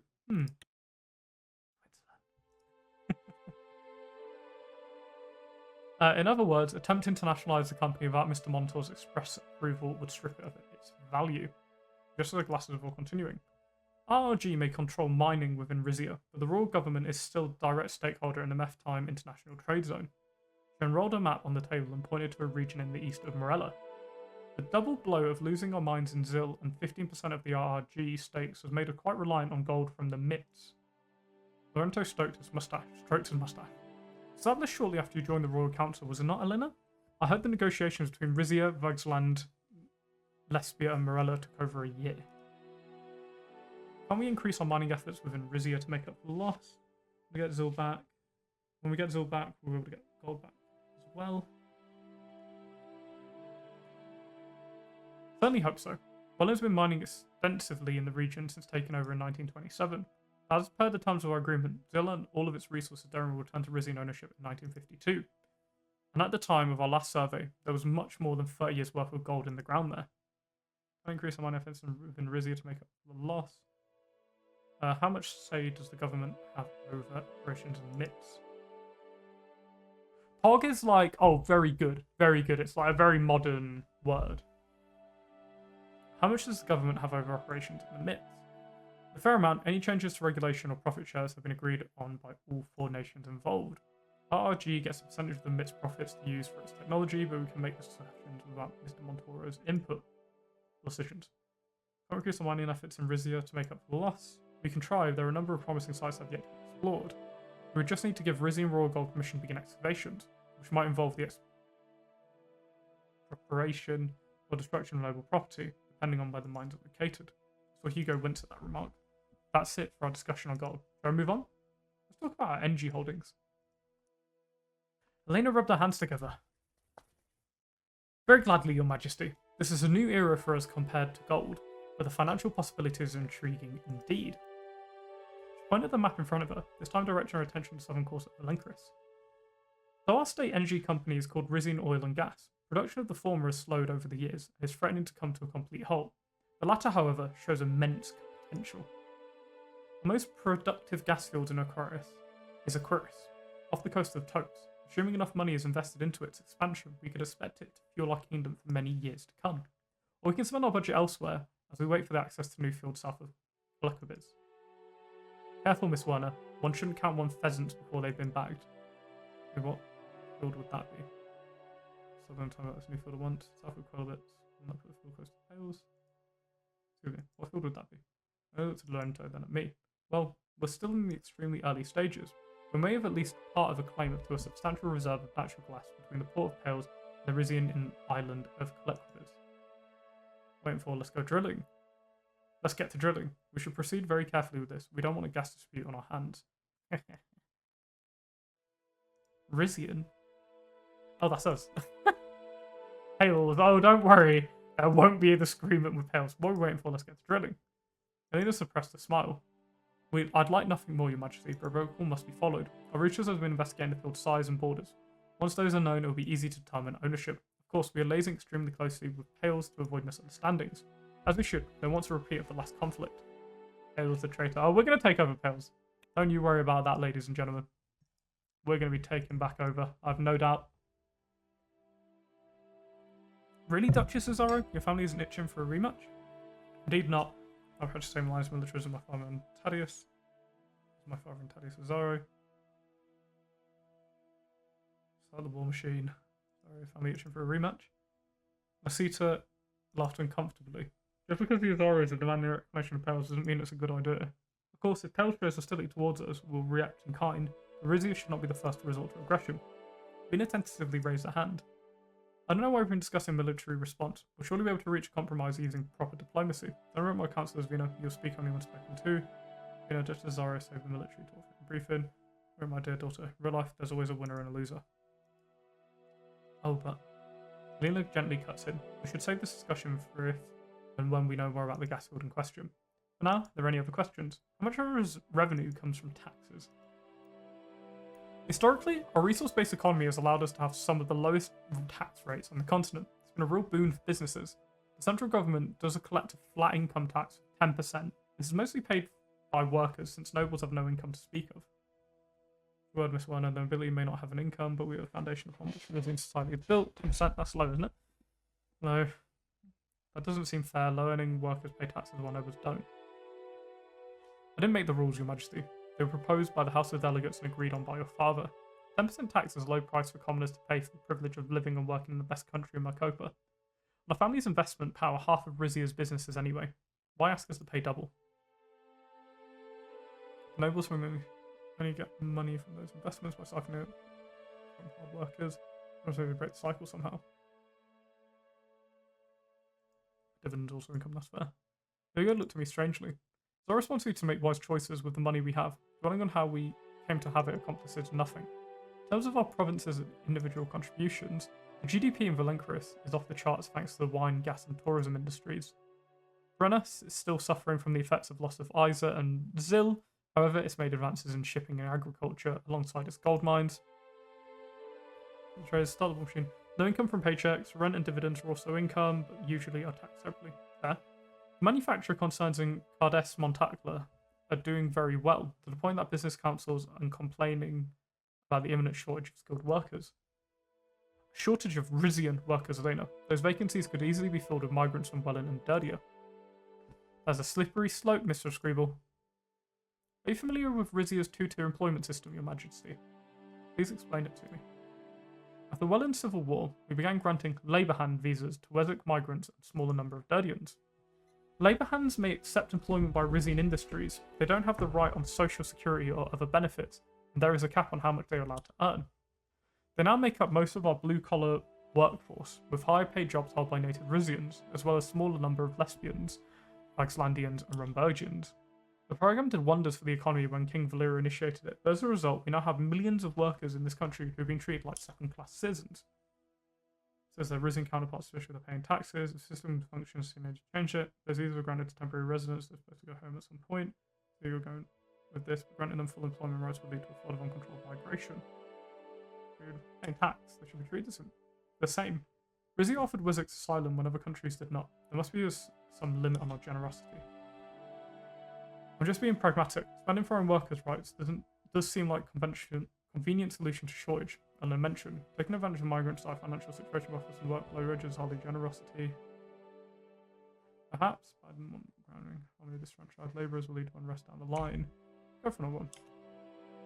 From a security standpoint, allowing migrants to earn more money would curb the kind of black market activities that have been taking place in cities like Isa. Do you not fear the dilution of Rizian cultures and values, Duchess Cesaro, or the infiltration of Vastnurists and Golcondists into a racist society? She shrugged. Societies change, Your Grace, and I don't recall these concerns being raised about the Rumbergians who moved here after our alliance. Well put, Duchess. I can already tell you're going to be a brilliant council that's completely different from Rumbergians or blood relatives. I don't feel about any of these groups. This is more coordination now, Hugo, whether we like it or not. We cannot let the events of the last 2 decades destroy what has been taken over 1,000 years to build. The people of this country will accept diversity up to a certain point, Your Majesty. If they begin to feel their national identity is under threat, there will be consequences. Which, by the way, is why I wholeheartedly support the Rizian National Coalition's suggestion to impose a tax on non-resists, filling our coffers and rewarding native Rizian faithful in one go. You can fix Lucia with a defiant stare. Elena looked uneasily at the 3 of us. She tapped a pencil on the table. Seemed to have veered off track. Coming back to your questions about the economy, that's all for the information I need for now. Perfect, Your Majesty. Elena glanced down at her nose, her expression contemplative. I'd like to discuss several economic considerations. We should anticipate potential expenses arising from our impending fiscal policies. Please elaborate. First point to consider is industrial growth. I'm all for expanding production and construction, but we should make sure we have energy to keep our facilities humming. Secondly, there's a matter of living standards. Improving the quality of life for our citizens naturally leads to higher administrative expenditures. Thirdly, if you do decide to listen to Duchess Cesaro and expend our defence capabilities, keep in mind that the cost of upkeep of our armed forces will rise accordingly. Lastly, energy management poses its own challenges. As we approach the limits of our grid's capacity, we may incur additional storage costs. Invaluable, and I appreciate your insights in the future. We're pressing where we're at the moment. Yeah, information is invaluable, Elena. I appreciate your insights. Frankly, I'm glad to see you taking such an interest in our financials.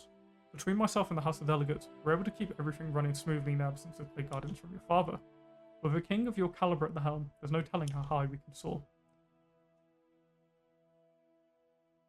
The hard work during my father's decline is to be commended. Thank you. It's been quite a stressful time for everyone. I think that's enough for today, but we will have to come to a decision regarding the development of our resources. Gold is where most of our profits are coming from today, and it holds a special place in our history, but I maintain that natural gas would be a more fruitful investment. I'll let you think about it, Your Majesty. Thank you, Miss Wenner. This is indeed enlightening. Pleasure to finally share the chambers with you, King Romus. Yes, I'm finally looking forward to the upcoming security briefing. Congratulations on surviving your first council meeting, Your Highness. I found it fascinating, Your Grace. They smiled at each other, not altogether sincerely. My councillors left, I sat for a few more minutes reflecting on what Elena and the others had said, while thinking of that fine wine I had sipped on. Alright, let's, uh-oh, there's a lot more decrees that just popped in. Yep, okay, there they are. Uh-oh. Well, I think this one's a must. Let's just do that now. Find this, that's like, that decrease authority, fine. You know, that's cool. Right, what are the rest? Investment in public transport infrastructure. Mine's 2 authority, 3 budget, 1 energy per turn. Wow, what is this? Rizia is committed to modernising its transport backbone by investing heavily in public transport infrastructure. This initiative symbolises our dedication to facilities and efficient transit for our citizens, fostering inter-regional connectivity. Anything for now. That's fair. I wanted to do the first one because that's like our, what we agreed on, tradition. For every brick laid and station built, we inch closer to a vision of seamless mobility, all while keeping a keen eye on budgetary implications and energy cost. We aspire to shape a future where distance becomes a mere numbers of citizens. Public transport subsidies, yeah. Public sea transportation subsidies, okay. Neutralization process for foreigners. Mobile Institute comprehensive neutralization process for foreign nationals seeking citizenship. This process will emphasize adhere to our cultural values, promotion in national language, and commitment to contribute to nation's prosperity. That's and poor are not giving them services. Strat. Literally. The objective is to welcome new citizens who are prepared to integrate seamlessly into our society, enrich our community, diversity, and foster mutual respect and unity. We anticipate this initiative will enhance the demographic diversity and drive cultural and economic growth. -4 authority, 1 budget, 100 manpower per turn. Where's manpower measured? I'm interested.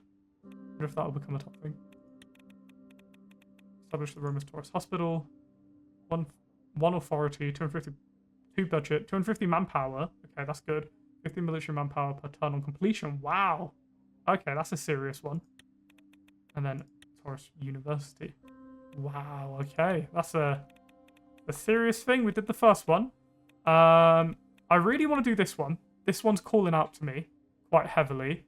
I know, Storm, you say don't do any, but 2 or 4. Below the... Oh, it would be below the decree button. Okay. Okay. I'm thinking, what backfire does this have? I mean, they really don't like it though, do they? Wow. RPP proposal. I feel like that's a good idea. But we'll do a bit more first before we enact that one. But my true thoughts are on that. Consecration of the King. We're into classical concept of noble houses. That's just one of the quick ones, isn't it? As a gesture of the noble houses and to celebrate the cultural and musical heritage of our land, a proposal to host a classical concert featuring renowned Rizian composer Antonio Garia Albeni has been made. Such an event could serve as a display of the monarchy's commitment to the arts and reinforce its prestigious image among the noble houses.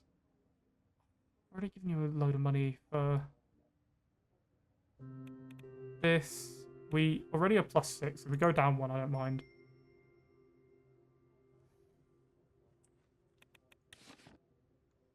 Lavo Buzz as King ready for Romus consecration. Entire country honors King Romus. Cantana suppresses protests in south. Lavo, read the report. Lavo Arc Sanctuary deemed safe for ceremony. Festivities underway for consecration of the king. Okay. So it's the energy that worries me. Because we're going to lose the Nelvisor oil field. That'll put us down to just +1. So we need to make sure we do well. We do anything that will affect energy. This is okay. We're earning some authority. We'll need to increase that. Budget, obviously, we're earning 5, but we need to definitely increase that as well. Good wall might help. Certain area I'm thinking of. Consecration thing. Quickly gonna go. Right. Right. I'm really on the line about. I know it will use money, but this seems like it would be so much better for the people. Homelessness. Obviously, I want to do the anti-narcotics thing, but a lot of people are against it, and we don't have that much money at the moment. I guess we don't have money either way, but this just seems so good.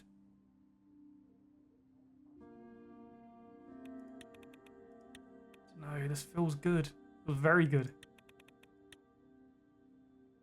I'm doing it. I'm sorry. I know I shouldn't, but I have to. I have to. I couldn't afford any of the others right now, but trust me, things will look up. What's this? Welfare situation policies, affordable housing initiative.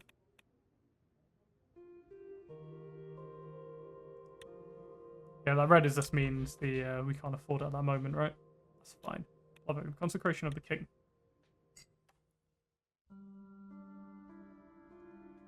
My motorcade travelled for an hour and a half, for over an hour before the arc sanctuary of Plavo appeared in the horizon. Its golden dome radiated under the sunrise.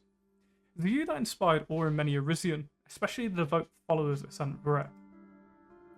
Titus, who was sitting next to the driver, turned back to me. Oh, we talk about the light dislike one. That's fair. That's fair. We shall be arriving shortly, Your Majesty. The driver turned back to me. I'm looking forward to this for quite some time. Let's get this over with. It should be interesting. Good, I've been looking forward to this for quite some time. I was here for the consecration of the king, centuries-old ecclesiastical ceremony symbolizing the monarch's appointment as God's highest representative on earth, better known as the divine right of kings. Unlike my coronation, this was a private event shrouded in secrecy. Only select few, such as Grand Wiseman and religious councillor Sal Ignatius, were privy to what the ceremony entailed. Not even my father, despite my asking, would disclose what occurred. He simply said what took place was between me and God. Though I wished he would give me more insight on what to expect, I respected father's vow of secrecy and didn't press the issue further. Aside from the pomp and circumstance of the consecration of the king, this meeting was my chance to catch up on Rizia's current state of religious affairs. Before long, my car pulled up in front of the towering colonnades situated on either side of the entrance. Security guards held back a crowd of onlookers gathered along either side of the stairway leading up to the Ark Sanctuary, where the Grand Wiseman stood. Grand Wiseman Nation, looking stoic as ever. Look at the old geezer, hard to believe he's still breathing. Alright, let's proceed. Here we go. Grand Wiseman Ignatius, looking as stoic as ever. Indeed, he's a great man. Couldn't agree more. As long as the law remains steadfast, please know that our opinions align. As part of your job description. Oh god. Like how you can just be rude to everyone, just like in the other game. If you wanted to. That's not us, but militaristic, but not that. I was really exited the vehicle and opened my side door. As I stepped out and onto the pavement, I was immediately greeted by the roar of the crowd to witness my arrival. While most shouted my praises, there was a small group of demonstrators protesting against the ceremony. One was waving a sign that read, "Golcondism is not blasphemy. These people look like they would give you trouble. Shall I have them removed?" Oh.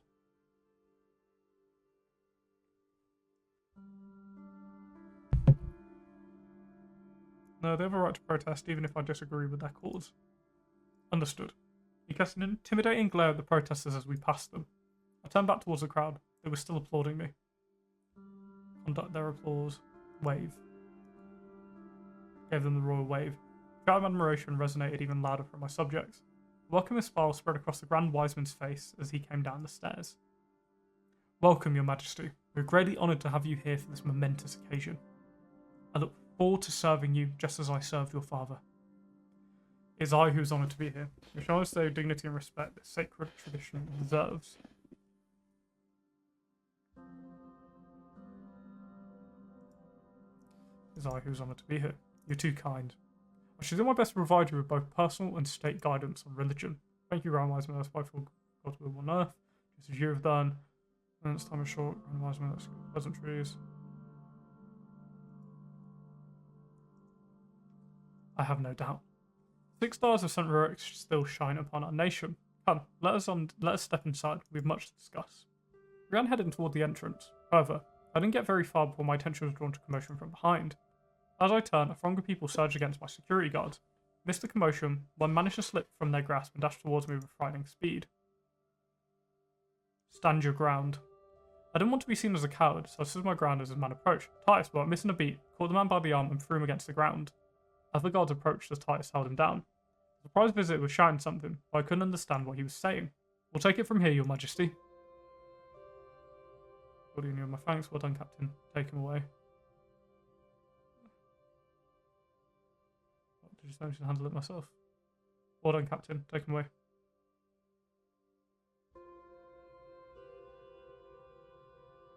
Well done, Captain. Take him away. With pleasure. With a nod from Captain Gordian, 2 of his guardsmen lifted the man to his feet and escorted him away. Suddenly I continued towards the Ark Sanctuary's entrance. I humbly apologise for interruption, your majesty. What the man wanted. The protesters locked away for quite some time. By the daredevil, that man, I'm inclined to know his motivation. He was a Derdian Golcondist. So his motivation was clear.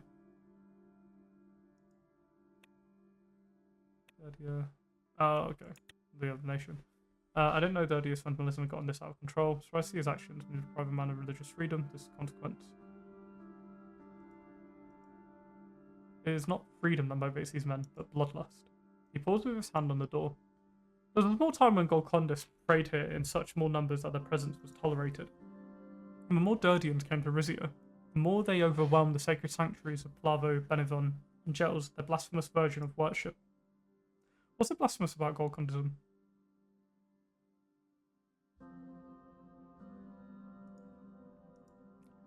The Golcondas have a martial culture, your majesty. They see purification through violence, made of face, among other perversions.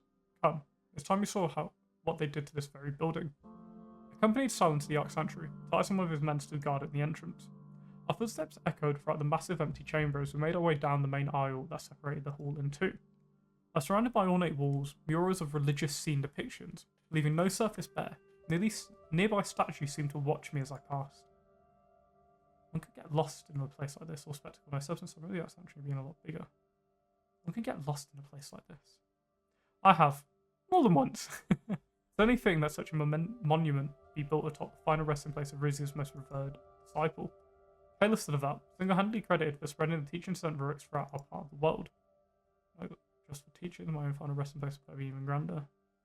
History lesson gets down to business. The grandma Rivers is always my leader life of devotion, virtue much like his own. Do that again. Don't need to insult these people. It warms my heart to hear it. We stopped when we'd reached the chancel where the altar stood. Sal gestured over our heads to the second floor gallery. Overlooking the hall, part of it had collapsed, and the rest had been roped off. It looks like it's seen better days. I'd have to say this disheveled place gives a character. It's a shame what happened to the magnificent building. Couldn't agree more. A large group of Golcondists came here on one of their holy pilgrimages several years ago. An argument with the local racist worshippers led to an altercation. This be praised the Lord, it won't happen again. I'm sure locals didn't start, and the inhabitants of Garden Montclair are not exactly conflict averse. Why has it not been fixed since then? We will get to that, Your Majesty. So I began to pace around the altar. Rizia's religious climate is at a crossroad, Your Majesty. From providing the impoverished to expanding educational opportunities, our faith-based institutions are a central part of everyday life, the fabric that binds our society together. All under the umbrella of our straight religion, Rumesism. Would religion really be playing such a large role in modern society? It would afford me the way I looked into the heretics and blasphemies everywhere. Getting rid of the most important role of that of pacifying the populace. Ooh. Would it really be playing such a role in modern society? The modern world is fractured, Your Majesty. Morality is faltering. We need God more than ever. Surely you've noticed our religious unity beginning to splinter. Apart from Golcondists, we have a rising Daphnerist minority due to the growing number of migrants from Welland and Rumburg. Daphnerity is the main branch of Norse religion observed by most countries to our north. Lena had been a follower, but converted to Russism on joining the Rizian royal family. Sacrifice but one she gladly made in order to be with me. I would never counsel this country to turn away people in need, Your Majesty, but I do worry that our Russist values are in danger of becoming diluted.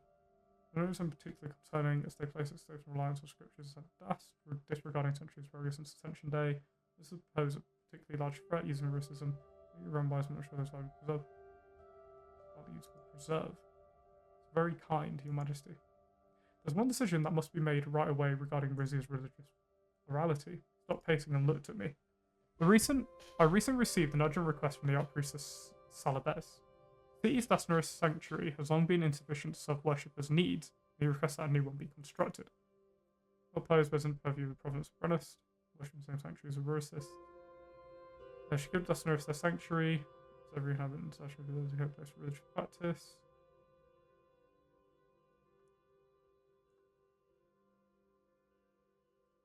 The province of Brennist. No, any large-scale religious project in Rizia must be approved and funded by the central religious authority. I advise you to support the construction of a new Asnerist house of worship, as long as it does not take resources away from the restoration of this sanctuary. Pointed once more to the balcony. Petition your father to allocate state funds to return Plavo to its former grandeur. However, he was too preoccupied with other matters to sign the order.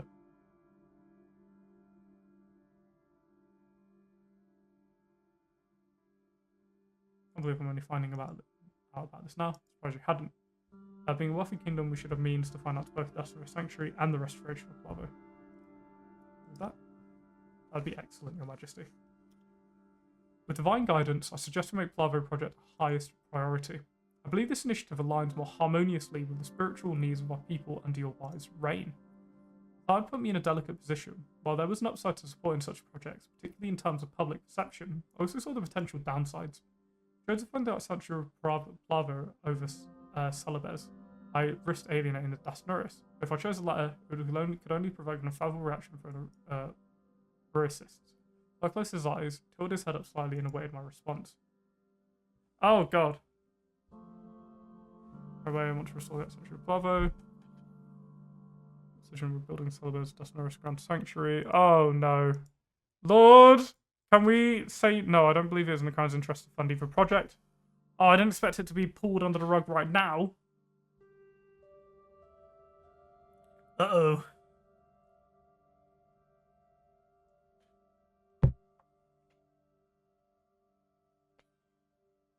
And that's Norris of the people from the north.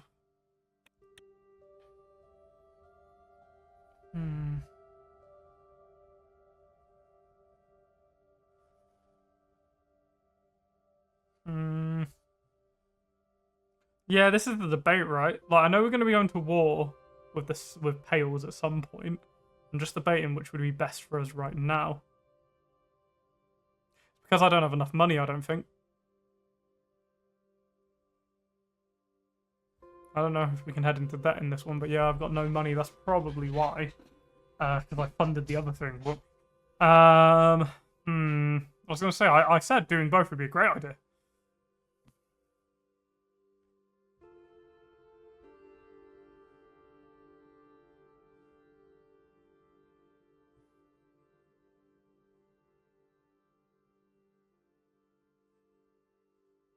And tax them. Ooh! That's a good idea. Okay. Oh no, but I don't want to tax people just because they're different. That would make sense, but then can I come back and rebuild the Arc Sanctuary of Plavo later? Like, it's not just going to be like, I've made a decision to rebuild this first, and then would I do the other? Or would I just not touch this at all?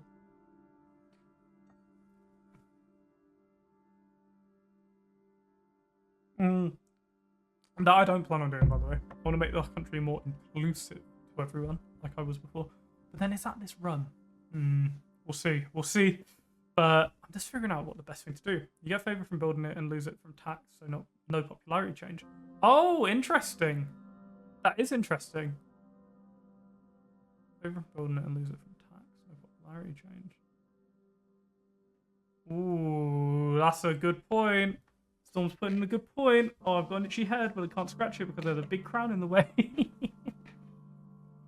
We shall do the Asnerist Sanctuary. Because this place has been burned down for 7 years, right? I mean, we'll get to it at some point. I imagine, maybe. Yeah, people like you enough from building it that they see the tax as justified. Oh, that's fair enough then. Well, there's no real benefit except making Wurst happy and RP for theocracy. Yeah, so if I was role-playing for it, that makes sense. But I'll go for the Asnerist Grand Sanctuary. That's the one we're all agreeing on, right? And then we can tax them. Let's do it. Decision within so there's Asnerist Sanctuary. Everyone's eyes lit up. The most wise decision, Your Majesty. May God's shining light forever guide you through the darkest times. Did I just do the wrong one?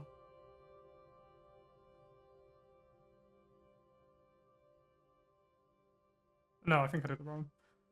Which brings me to the main reason for your visitation, the consecration of the king's ceremony. Charles spread his arms wide open. With great honour, I shall lead you to a step across the threshold and unite with the divine. If you follow me, we can begin.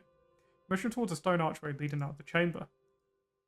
I followed the Grand Wiseman down a long corridor. We eventually reached an imposing iron door. Behind it was an ascending spiral staircase illuminated by torches mounted on the walls. What's down there? I'm going to catch a plague on it.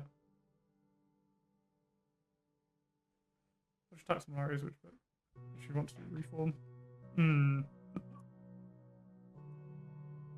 It's a bit messed up, isn't it? What's down there? Come and see for yourself.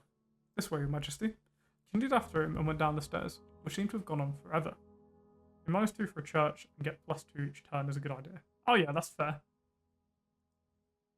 Before long, we reached the bottom, where I was greeted by a wall of human bones that was carefully stacked from top to bottom. In the adjacent room, there were several tombs, each adorned with intricate decorations. Welcome to the catacombs. Probably disgusting, impressive to say the least. I'm tempted to see if anyone's home. I had no idea this was here. Most don't. As the tomb's tenants, they're mostly wealthy noblemen and their families, alongside other well-to-do individuals throughout the centuries. I'd love to hear more about them. We shouldn't delay the ceremony much longer, but very well. Who would you like to know about? First tomb. That would be the tomb of Talarius Azaro. Not only was he the Earl of Havas, he was the most revered general during the War of Rizian Succession. Even though House Azaro ultimately lost the war, the general never lost a single battle. After the war, he established Camp Domus, Rizia's largest military base to this day. By some, but I never cared for him. Who knows if though he fought against Arturus, I still hold him in highest respect. You mentioned the Camp Domus flooded in my mind with fond memories of my time there as a young recruit. Second tomb. Gesture to the second tomb. This would be Ozario Izaro. You remember your history. He was famed industrialist in the 19th century who revolutionary mining equipment led to the Second Rizian Gold Rush. Single-handedly brought incomprehensible wealth to his kingdom overnight, granted his enduring power and influence. While he isn't of royal lineage, his legacy earned him a place among them. Third tomb. Decorated in gold, I would have considered it the most splendid of all, if not for the hole in the lid, through which I could caught a glimpse of the skeletal remains within. Here lies Bredus Azaro, first Duke of Montacla. All members of the royal house of Azaro descended from him. The damage to his tomb was another casualty of the Gonquilondist pilgrimage, when a piece of the above ceiling came crashing down. I'm ready to move on. Very well. This way, Your Majesty. As we made our way down the tunnel, the ceiling began to close in around us. The feeling of claustrophobia began to sink in. Just when it seemed like the tunnel would never end, we emerged in a vast cavern, also illuminated by torchlights. Several listeners, lesser in rank than Sal, were waiting for us. At the heart of the room stood a circle of 6 columns, each bearing a single star delicately carved upon them. They were arranged around a marble sarcophagus. Is that who I think it is? Indeed, Your Majesty. This is the tomb of Celis the Devout. Rare are those who have set foot here. Count yourself among the blessed few. Celis the Devout effigy became more apparent as I approached. Sal placed his torch into a nearby sconce as one of the other wise men, carrying a silver tray, approached us. On it was a golden chalice, a clay jug filled with oil, a sponge, and what appeared to be a bottle of wine. Let us begin. Please remove your clothes and stand on the royal seal. I'm ready. From the Grand Wiseman's instruction, I joined in reciting verses from the sacred scripture. He slowly fed the words to me, and I repeated them back. When my garments were completely removed, Sal proceeded to anoint me, dipping a sponge onto the fragrant oil and gently applying it all over my body. After my flesh was fully coated, he set aside the jug and sponge, reached for the chalice and bottle of wine, then poured the wine into Salish until it reached the brim. It is well known that this is the final resting place of Celis the Devout. What most don't know is this is where he performed his first miracle. Miracle, did I hear you correctly? I've never heard of disciples perform miracles before. You really saying something supernatural happened here. Miracle, did I hear you correctly? Yes, the miracle of foresight. For upon filling his stomach with the sacred wine, the very wine before you, he was given the ability to prophesy the future. Poured the wine into the chalice and held it high. What can I expect to see? You will see nothing, only the most pious and reverent men may drink from the sacred chalice. That will not be you, at least not today. You see, once this wine is consumed, Celis the Devout's gift of foresight shall, for a time, be bestowed upon the person who ingests it. I spent the past weeks cloistered here, fasting and praying in order to transform myself into a vessel for the visions. I held the chalice once more and drank on until the wine was gone. Laying it back down on the tray, he then stopped towards me and held out his hands. Take his hands. Listen closely to my words, for the gift of sight comes in flashes. His eyes began talking in long, deep breaths. Look around. Scanning the room, I watched as the other priest looked on, waiting to see what would happen next. So there in silence, what felt like an eternity, I wasn't sure what to expect. Then suddenly his body began to tremble and his hands took a firm grip on mine. I couldn't let go even if I wanted. I see a crown, ascending into the sky, rising high above the surrounding countryside. Whose crown? Please don't interrupt, Your Majesty. And on the crown is a fracture on the golden band. The higher it journeys upward, the larger the crack gets. Whether or not it can be mended is uncertain. Then it can be fixed? The visions of possible outcomes of what could come to pass, they aren't set in stone. Go on. His grip tightened. I now see soldiers, many soldiers, war and death. So much death. And the victor? I cannot tell. War with whom? The most vicious foe. More than that, I cannot say. Whose soldiers? Are they ours? One of the armies, yes. Their uniform carry the royal seal. Continue to listen closely to his words. I now see two individuals. They embraced in each other's arms. Lovers. They are surrounded by people both for and against their union. Am I one of them? One of them is your blood. Lovers, go on. Is forbidden love or one of disappointment. Is a forbidden love or one of disapproval. Union, is in marriage or arrangement. What else does God have in store for me? Before me now is a heart. It's been stabbed by a sword. A metaphor for betrayal? Possibly. Now I behold an endless sea of people stretched as far as the eye can see. They are marching towards the royal palace. In joy or anger, I cannot say for sure. Of them are birds. Tens of thousands of them so thick they blacken the sky. They're migrating from distant lands and making their nests in ours. So obviously the birds represent wizards and tourists coming to our lands. Something like that. Represent little birds. That a soft laugh. A lamb. I see a charming little lamb. One separated from its flock by a great wolf, now reunites with them.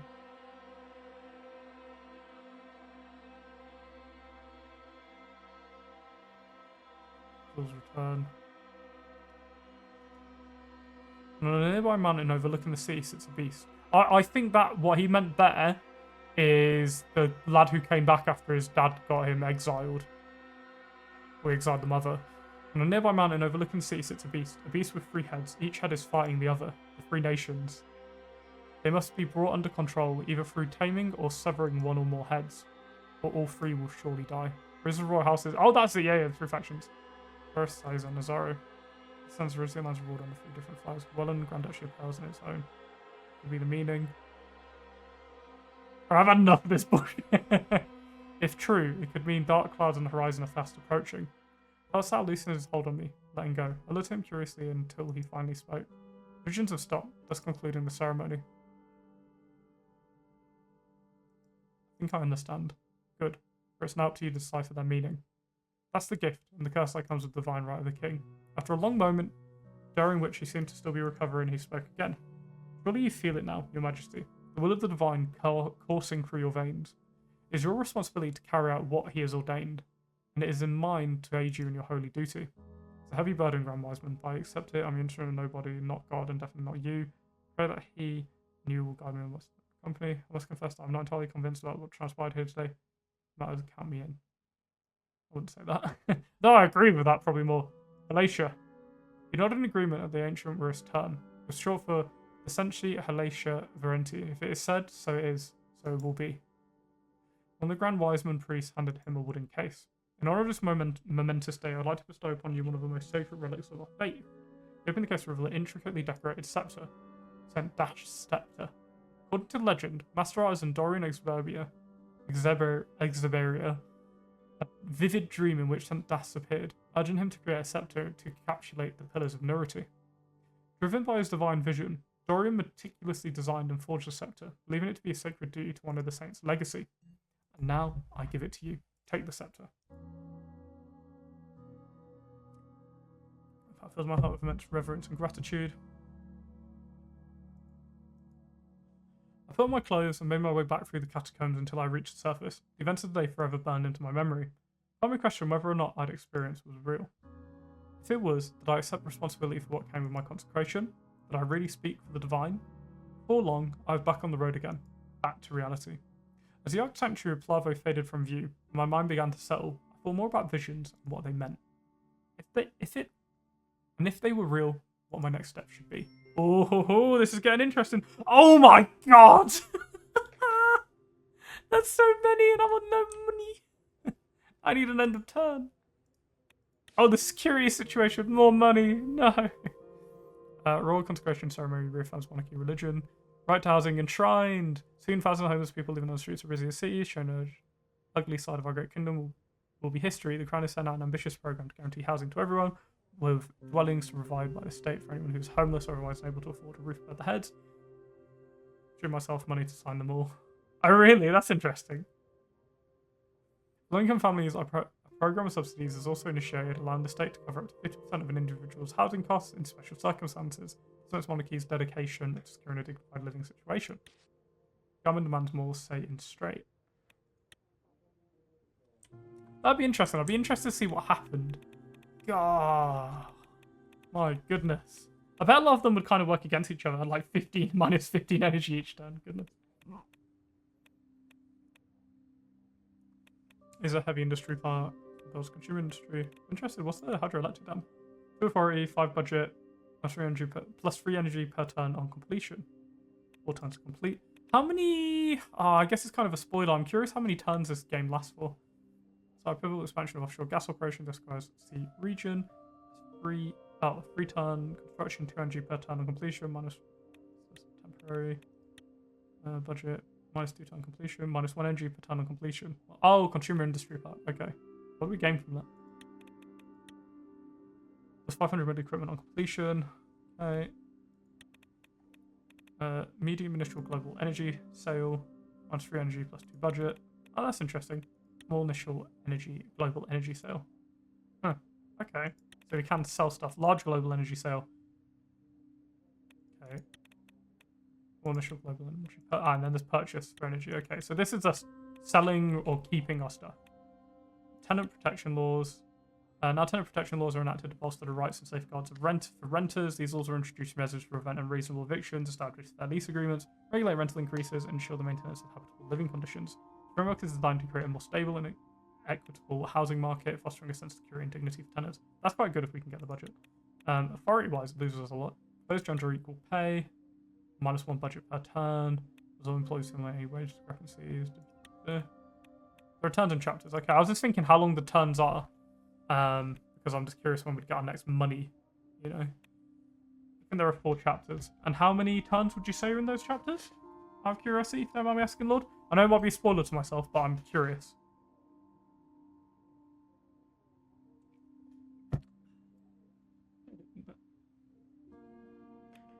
About 12 turns in total. Okay. Thank you. Build energy storage facilities. Construction. Recommended construction of energy storage facilities in Bronus to bolster energy security and ensure stable supply. Is that number? I don't know. No, that's good. Additionally, it will lower upkeep costs by minimizing energy wastage and enhancing overall system efficiency. The facilities will store surplus energy generated during peak production periods and ensure shortages during high demand. It will help modernize energy infrastructure, promote efficient resource use, and reduce reliance on energy. One-time government stimulus checks for people. Energy subsidies for industry. Yeah, can't afford that now. Tax credits for businesses. RNC proposal. Welfare privatization. Okay. Extensive geological survey initiative. Yeah. Oh wait, actually. Significant decrease signals bold stride towards uncharted economic opportunities. Pivot needs to be bounties comes beneath. So this is like looking for more like areas to tap, right? Use some for Rizia, but later game. Or just after release. Fair. Remove income tax. That feels like a terrible idea. This is only 10%. Landowners tax. Ooh, money. Raise base income tax 20 to 20%. That's a bad idea, I feel. Enact Inheritance Act. On budget per turn. Provide energy heating subsidies for citizens. So I'm just reading through them. Okay, there we go. I've enacted 2. Don't do landowners because of all houses. That's fair enough. Genuine question. Are we in a position where I could sell for energy? I just don't know what I use energy for at the moment, or if I should build up a nice reserve just in case something goes bad. Hold off for now. But interesting. Sanctuary expansion underway. I don't know if there's a physical representation of the building going on, but imagine not. Right. Postanto. Briefing on the current situation. Security situation. Build the dam and expand the oil field. That's fair enough when we get the opportunity. I just need the money. Your reserve is capped. Okay. And some of this will probably help, but where was it I was looking at? It was, I was thinking dam. I did think the dam was a good idea. And I think the offshore oil or gas field would be a really good idea. Like, this gas field I feel like would be good. That's 2 per turn. And what was the hydroelectric dam? 3 per turn on completion is really good. 25, yeah. So it's 25, 25, 15. Back in budget, isn't it? Well, but I feel like this is a good idea. I don't know why. Undertaking not only pledges a future of augmented power stability, but also signals positive tidings for relations with House of Suzerain, anticipated to benefit from localized employment and regional development. No, 25 energy, 25 budget, and 15 authority. I think this will be good. Obviously, it's a lot of money, but we can sort that out. What's the offshore? It's 3 budget, 3 turn. How long does the hydroelectric dam take? 4 turns. Okay, so we want to get that going as soon as possible so we can benefit from it. When we get there, we can start selling some energy, but until we're a bit more stable, I wouldn't. Because if we lose one of those, which we're kind of set to, it could end very badly. Briefing the current security situation. On the way back from the Plavo Arc Sanctuary, I met my council in the city of False Data for a briefing on our security and military situation. The so-called Forge of Rizia was famous for its numerous foundries and factories, in which iron from the nearby hills was transformed into rifles and handguns. Decent income tax is decent too. Okay, I guess 20% is if you do OP if you do some stuff. Fair. Largest of them all was the Royal False Foundry, responsible for supplying the Rizian police and military. The red brick complex towered at the end of King's Avenue, False Data's road. My council and I were given a tour of the facilities before settling around the table in the foundry's great hall. Murals on the wall around us depicted the city's great history as an industry centre. I don't know where I picked up great. I guess I picked up great from the wall, the road above. As Duchess of the Province and my war and security councillor, Lucia sat at the head of the table. She nodded at the rest of us. Your Majesty, Your Highness, my esteemed fellow councillors. I planned this journey here so that the king would have a shorter journey after his consecration ceremony. I'm sure the proceedings were very taxing, Your Majesty, whatever they were. I mean, God. I never felt so invigorated. It was taxing for sure, but it was my duty as a king. But it happened to was between me and God. And the Grand Wiseman, of course. That was sitting across from me, still wearing his robes. He smiled enigmatically. I am but a lowly conduit between His Majesty and the powers above, Mrs. Aro. Hugo nodded approvingly. I know better than to pry into the contents of this ceremony, Your Majesty, but I'll say I hope it was an enlightening experience. May I proceed with your briefing, Duchess Azara? Great pleasure, Your Grace. She gestured at one of the murals on the wall. It depicted a beautiful but severe-looking woman riding down the King's Avenue, her rifle at the ready. My ancestress, Anna Azaro, ordered the construction of this foundry in 1812, immediately after the end of the War of the Rizian Succession. As Azaro knows this peacetime is not a period of rest. It is a time to gather our strength and hone our weapons for when they are needed. Income tax can get up to +6 a turn. Wow. And question, if I do say income tax raise now, would that still increase later on, or would I have to wait until it's +6 a turn? I have curiosity still. As Cesaro isn't as peacetime, because they most certainly will be needed. For a pessimist view, Duchess Cesaro isn't peace final statement that all nations strive towards. We can use peacetime to form new alliances, improve international relations, strength is more than just weaponry. Increases later on too. Okay, so if I take it, do you think it's worth taking sooner than later? This should remain vigilant and prepared, but not to the point where our military focus attracts the needs of Rizian people. We're going to sign it early for the list to benefit early. That's fair. I agree completely. Duchess Rizia has become soft and complacent during these conflicts for years. Hello, Bridge, my friend. How are you? How are you? Welcome in. Always amazing to catch you, buddy. How are you today, my friend? Greetings, our beloved Overlord. Your new king. And look at that. Look at the outfit in the corner, Bridge. Look how good that is. It's basically... I know there's differences, don't get me wrong, but... Other way. Basically the same guy. The citizens. If you get more citizens, land and economy booms. My powers. Already Bridge. Hi, Bridge, yes! Could do some snaps as well. Ooh. Snaps would be nice. Actually got some like Korean shoju. I've never tried it before, but I thought I'd get it today when I was at the market. Safety is a top priority of the hierarchy of what people's needs is not. Everything else is optional. I could hear the passion rising in her voice. Our failure to win the Reclamation War in the Rebellion in 1926 served as a double blow to the Rizian armed forces. Even after my father purged the troops and general staff of all suspected traitors to the throne, His Majesty King Valerio was reluctant to restore military power to its former strength. Which is why, Your Majesty, I'm very grateful for you for taking steps to address these inadequacies before the crown was even on your head. But the way I see it, this is only the beginning. I'm like King Valerio I. Attempts to sign my father's name will not be tolerated in this court. I'm not going to argue with you. Where do we start? There's an infinite challenge. We can't simply throw money at it. We need to be efficient. Playing the details will help us plan more effectively. Tell me more. While you managed to rectify our equipment and manpower shortages in a surprisingly short amount of time, troops still need training. A horde of well-equipped soldiers won't do as good if they lack experience. Now, a word about your military priorities. Focusing on the Air Force offers us a chance to establish aerial superiority, but it requires precise investments in procurement and fleet expansions. We'll also be training a paratroop division under this initiative. Strength of our Rizian armed forces lies in diversity of our resources and units. We have manpower ready for duty, as long as they're equipped with the necessary gear. Training in these units, however, is an instantaneous process. Each unit, from infantry to naval, requires preparation. Ultimately, it's the readiness of our forces that will determine how well we can uphold our sovereignty and carry out military strategies.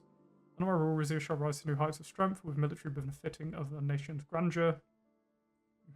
Compare. And military training to ensure armed forces are capable of meeting modern combat demands. Choose vigor must not compare expense for people's welfare. As I say, prepare a unit from basic training to full combat readiness. New heights. At your service to realise that vision. Together we will be a force as formidable as your leadership. In any case, as you are the commander of our armed forces, the final decision rests with you. Since this is appreciated, Duchess, begin the preparations. I'll deliver my instructions shortly after our meeting. The kingdom has many needs, the military is but one of them. If the kingdom took anything away from Pales and the rebellion, it's time that we learned the deadly cost of unpreparedness. Crews must reflect Rizia's resilience. Fearing such blows never weaken us again. We can achieve this thanks to my house. Camp Domus still runs the most rigorous, high-quality training program on the continent. Right, Captain Gordian? With lightning speed, she reached under the table, pulled out a knife and held it in the direction of the doorway. Titus language, snatched it out of the air. Trained at Camp Domus too. You could have thrown that knife at me. Commendable for his devotion to the country. Trained at Camp Domus too. You could have thrown that knife at me. Another time, if your reflexes haven't gone soft. Grin briefly before regaining her poise. Of course, national security doesn't begin and end with the Rizian military. We also have our police and intelligence divisions to think about. Internal security need improvement as well. Less so, Your Majesty. Our police forces have kept a firm handle on our populace since the uprising. Civil disobedience among Montacla, for example, is at the historic low thanks to my zero-tolerance policy as just Duchess. Valencaris, too, is unlikely to pose major difficulties as long as House Taurus is on the throne. Just to say, how's everyone doing tonight? What's everyone had for lunch, dinner, or breakfast? And the Central Police Headquarters in Rizia Imperii have been keeping the capital secure. The members of House Saison, who ruled Brennus, have mostly fallen in line following the uprising. They're content to use the House of Delegates as a forum of their grievances. I'm going to have to take off the crown for a little bit, guys. Look how red my head is. It's too tight. I can keep it on for a bit, but I need it off for just a few minutes, and I'll be good. Very tight on my head. Oh, that feels so much nicer. Oh my goodness. Oh, I'll give it a minute. Goodness. House has 100 Brennus have fallen most of the line during the uprising. They content to use house together against for their grievances. Mushroom soup, sandwich. Ooh, what kind of sandwich? Took a deep breath. There's a problem area. It's Isa. The feeling is Duke. I knew it. City stronghold. I'm gonna say distance failing. Hugo will be like, come on, stop this like it. Let me guess, the Wizard Candodian and newcomers have been causing problems. No surprise, given the Venice house to us will divide the region. No, indeed. Isa has been experiencing periods of unrest ever since the handover of Zeal and the exile of Duchess Angelica. But we've seen complications having to do with this Wessex migrants who settled in the sea after the Civil War. As I mentioned in our earlier meeting, some turned to black market to supplement their meagre guest worker income, giving rise to organised crime. What kind of black market activities? The drug trade? The drug trade mostly. There are cartels connected to families in Welland, who in turn answer to powerful distributors in Agard. I attempted to tackle this myself with a community policing program, but the networks were too strong. Lucita sniffled. In my opinion, the growing influence of nationalist group Suamina has only inflamed tensions in the area. Some members of House Taurus may disagree, of course. Suamina was founded with good intentions, but it made things worse without meaning to. My cousin Rico's witnessed Isa's problem firsthand. If he supports Suamina, it must be a reason. Forms of violence. And a special proper salami. Plus some salami, cucumber, and lettuce. Sounds nice though. The good Rizians of Isa are doing their best with the resources they've been given, Duchess, my son included. Just to say again though, thank you all for being here. This has been a pretty legit stream so far. And again, thank you for joining us today, Bridge, my friend. Hope you're doing well.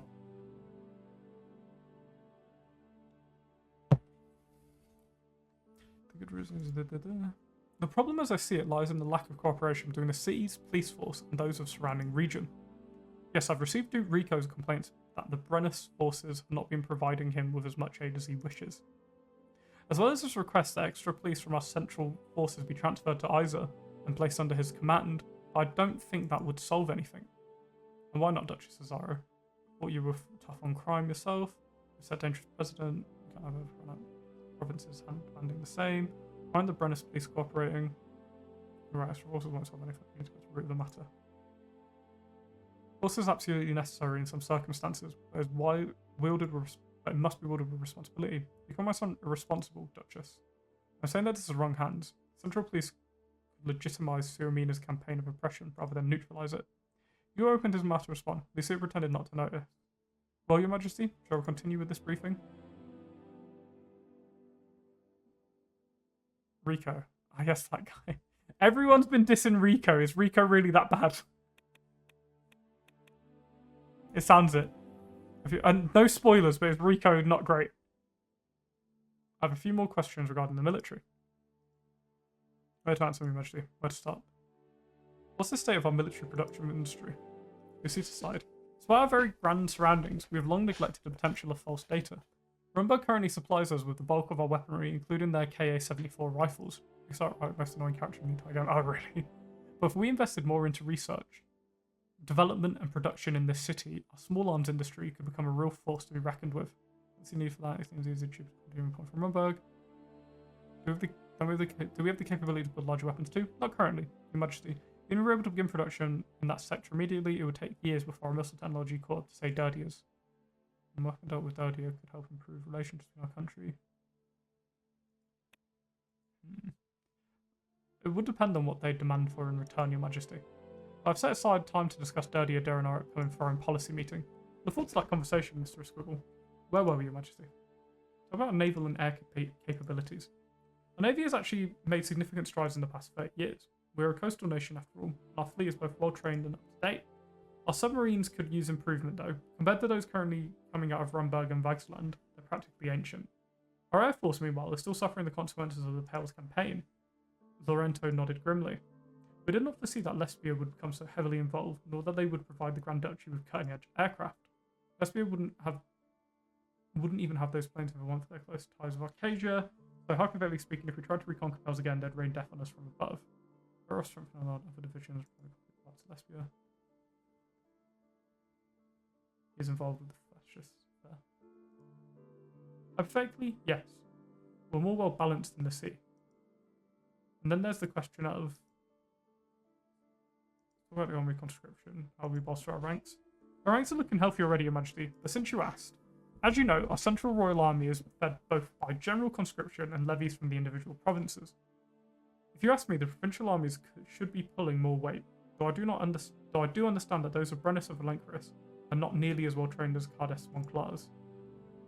I would also suggest extending our length of conscription period and lowering conscription age from 24 back to 18.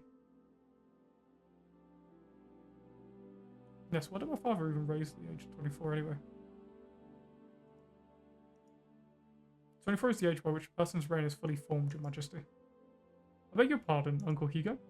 I mean no offence, Your Highness, but young people, especially young men, tend to make irrational decisions before that age. Such as rebelling against their general, they're a little too trigger happy, you know what I mean? No, I disagree. If you're old enough to vote, you're old enough to fight for the country. My thoughts exactly. Time to move on to other matters. What about our intelligence capabilities? They're just as important as our military strength. I was getting to that, Your Majesty. The Rizia Intelligence Service that operates operatives in Morella, Derdia, Central Welland, Lesbia, and Rumburg. His Majesty Valero, however, insisted on withdrawing our presence from Zil and Pales. Why would he do that? That's ridiculous. We need to keep a close watch on both of those regions. Yes, my father told him the same thing. He was afraid of drawing their leaders' suspicions. In my experience, we have much more to gain from straightforward diplomacy than from cloak and dagger operations. Mr. Scribble, if you think Welland and Pales are not spying on Rizia, you're fooling yourself. Lorenzo sniffed indignantly. What useful information were we receiving from either region before the operatives withdrawal? We learned of the prior Duke Ninjoma's abduction before it was officially announced for one. Useful information would have come out anyway. Agents in the region will be placed back in position. And they're gone. What about domestic intelligence? Domestically, our main intelligence focus has been on preventing another uprising. To that end, our information gathering has been concentrated in Brennus, where the last anti-monarchist movement originated. Good, keep up the good work. What about Cardes Monclar? The military is involved in the last uprising as well. We shouldn't be spying on our own citizens like that. Crack down the traitors, Duke, after all. Keep up the good work. I'll update you should major concerns arise. Any other questions, Your Majesty? Given a lot to think about, let's call it a day for now. The heavy wooden door to the hall creaked open. Nade rushed over to Lorento and whispered something in his ear. I see. I'll get to the telephone right away. He turned to the rest of us, his usual jocular expression overlaid with concern. I must excuse myself briefly, ladies and gentlemen. Please continue without me. Maybe excuse Mr. Scribble. Thank you, Your Majesty. I'll explain everything shortly. He gave a short bow and rushed out of the room. Wonder what that could be about. Anyway, if we leave soon, we can make it back to Port Drazon before it gets late. Signal to Titus, who tossed her knife back at her. In one fluid motion, she hiked up her gown, caught the projectile, and stowed it in a leather holster strapped to her thigh. Royal Court of Variety Theatre, lower your hand, Duchess, the Lord frowns and such indecency. Careful as that thing is I had. That dream involving stabbing. Nice catch. It was nothing. In my fit days, I could do it hands-free. Lucito readjusted her gown. An early return to the capital would be my preference as well. But where is Mr. Scribble? The door swung open again and Lorento came back into the room. He wiped his brow with a sort of pocket square. Mr. Scribble, I hope you brought us good news. Too early to tell if it's good or bad, but it's definitely impactful. Just received official confirmation our neighbour has been accepted in Ocasian Treaty Organisation. Wellen? Trying to be humorous, Your Majesty. I'm sure that was a joke. He knows that it could only have been Lesbia. Didn't we all see that coming? It could hardly be a surprise. Indeed, this development has been on the horizon for some time. But our relationships with neighbours are sure to change because of it. Thank you for updating us, Mr. Scribble. It's just that we set a date for a meeting to discuss Lesbia's ATO membership, as well as our general foreign policy strategy. Preferably as soon as possible, we should decide on our official stance. Excellent suggestion, Your Grace. I'll start preparing a briefing once we're back in the capital. We should all be on the same page regarding this. We'll inform our host that we'll be departing shortly. Back our chair and briskly left the hall. I looked over at my daughter. Her brow was furrowed. The Ocasian Treaty Organisation. What will that mean for us? I don't know. Suppose we'll find out. I'd barely even started my reign. It already felt like the ground was shifting beneath my feet. What other challenges lay in store? Oh, I think I see a Aha! Aha ha ha! Wait a minute. I think a turn is upon us. Well, a great time to end, I think. Another decade of peace. Chancellor Hegel visits Morella. Alvarez confirms Lesbia's ATO membership. Rizian Armed Forces. Oh, what is this? Oh my goodness, this looks amazing. Infantry, support, tank, military ship, submarine, Suzerain levies, Azaro elite, Golden Guard, paratrooper, and militia. Oh, that's so cool. Oh, we can actually train the units as well. Oh, that's neat. That's really cool. What's the planes? Unless there's no planes here.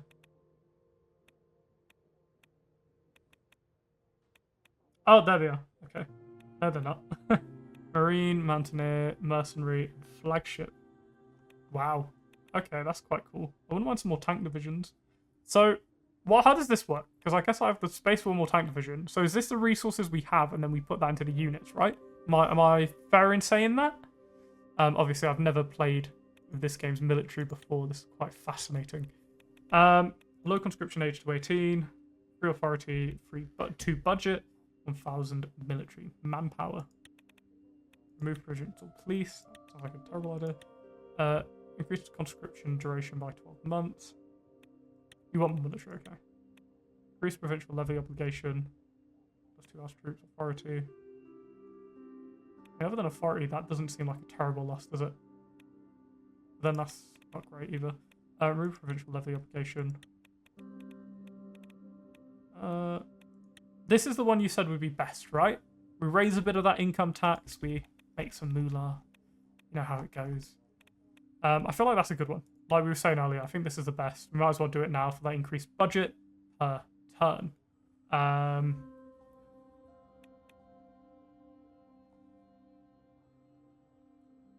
Is the best way to make money. Let's do it. We've increased income tax. I know some people won't be happy, but it is. Obviously, it's a popular. Yeah, of course. Remove tax income. Nope. Remove death penalty. Nope. Forced religious education. Nope.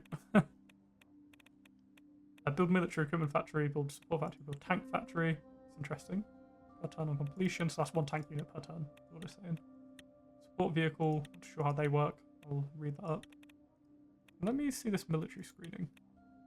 Let me see what the report says as well. Students hold walkout to protest treatment of labour hands. Okay, we need to make sure they're treated better. Taxes increase for all. No, they say. So what the people want and what the people want isn't the same. Also, don't forget the 5 advisors are all nobles. Yes. So they won't care. They don't get taxed anyway. I'm tempted to do this to get the budget, but because we're about to go up by 2, but I don't know if we're about to hit a crossroads which causes us to lose power. Because I'd love to invest in some sort of military thing now rather than later.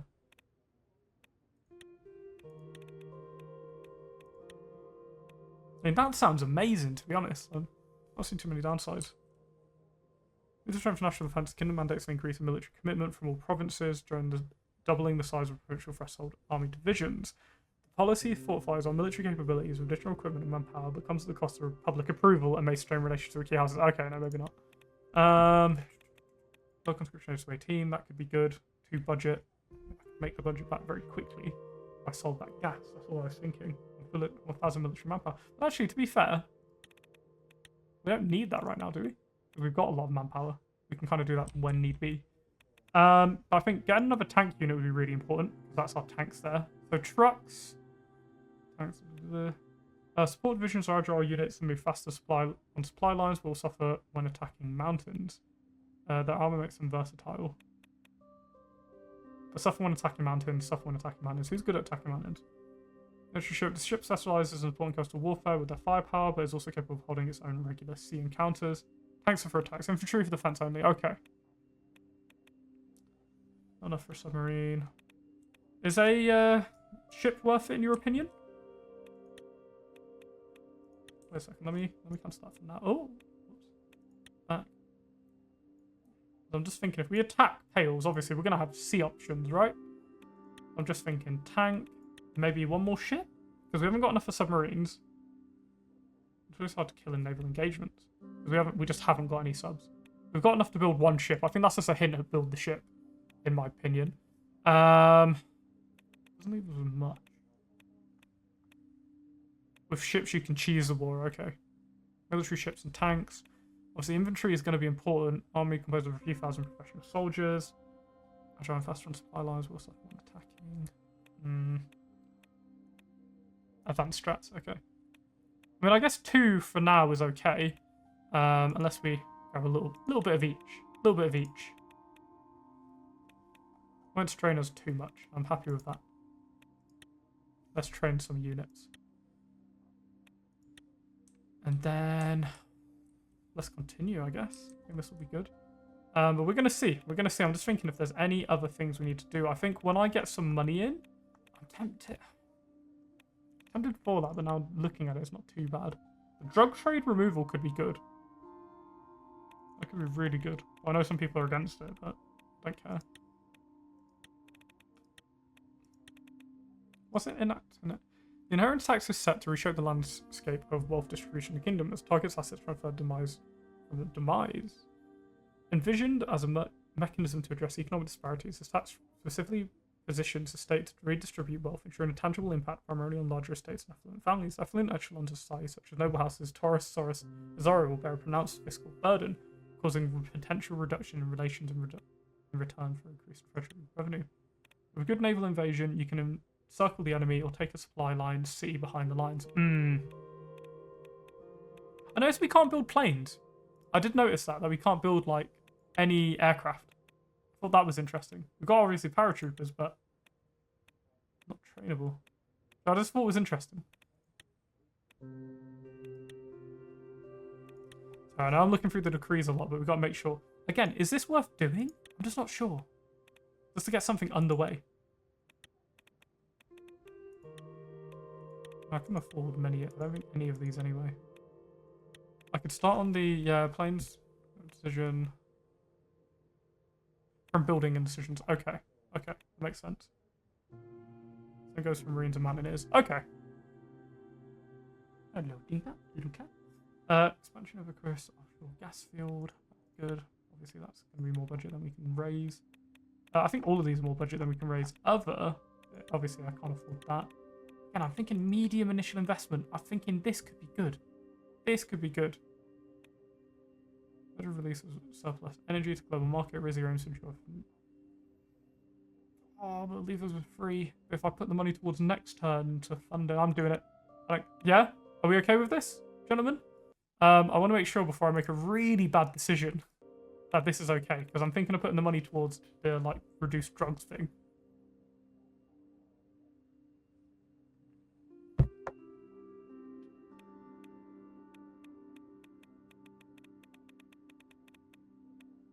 You, fair enough, I'm doing it.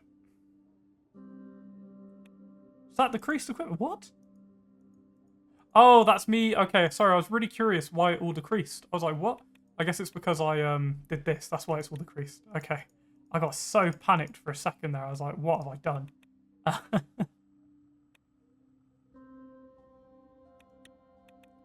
Right, we can lower conscription age, which gets us more troops. I don't really need to do that. I think the anti-narcotics campaign, energy provision for subsidies, -2 energy per turn, not doing that any remotely soon. Geological survey could be good. That could be really good. If this advances more fields... Wait, launching a detailed geological survey, the kingdom meticulously explores its territories for latent mineral resources, delving into the hidden depths of Rizia's landscapes. But you want surplus manpower and stuff. Okay. So I've got like 1,450, 1,300 equipment, 5 trucks. Trucks are where it's really low at the moment. So we want to form that into something. Moving on to build energy storage facilities. If you get a bug for having sun and debuff for not having it. Okay.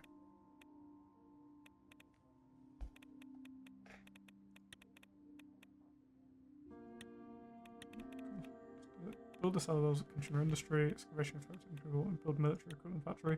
Isn't terrible, but it's the vehicle. Wait, support vehicles. Yeah, I think that'll be an interesting one to get. So we will have to do military stuff eventually.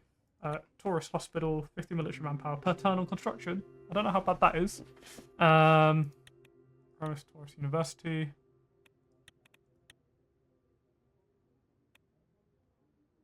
Medical amenities. Okay.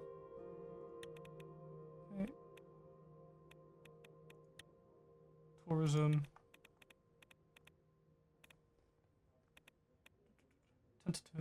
Tenant protection laws. I mean, this would make people like us more. Plus 2 turn means it needs 2 to... Yeah, that's what I was thinking. Making it earlier better. Yeah, so doing 2 turns. Which one did you see there? What, the military equipment factory?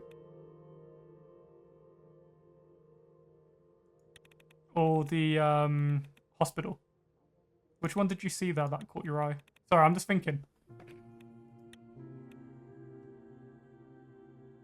I was just thinking of the energy consumption though. That puts us down to 1 energy per turn positive until, obviously, I'm going to reinvest, I think, the next turn into the dam, as we'll have a nice little budget surplus there to build that with.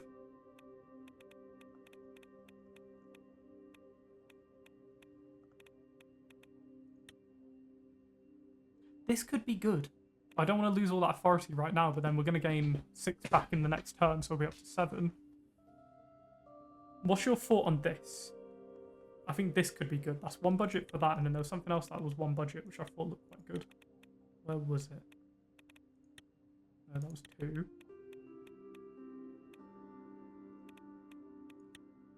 An anti-narcotics trade. That was it. I think this could be good. Want to integrate foreigners, it helps. Okay, I think I will. I know obviously I'm going military, but...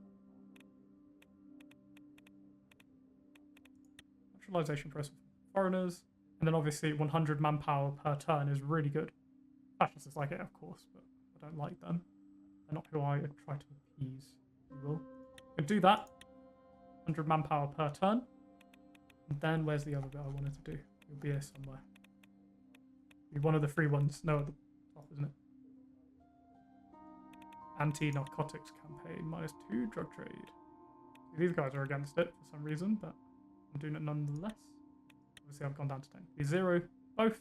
We're about to make some great strides on the next turn. The news. Crack down on illegal substances to cleanse nation. Half the citizenship streamlined. Energy exports set to increase. Rizia to become energy exporter.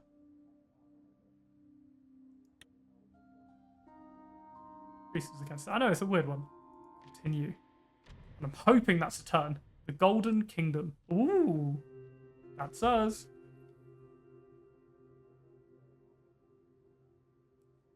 I did think it was sus earlier as well. 6. Oh, it's gone down. Why? Military expenditures make sense. Energy's gone up slightly. Not by a lot. Obviously, training is happening. Operation. So a lot of the operations are in process. Good.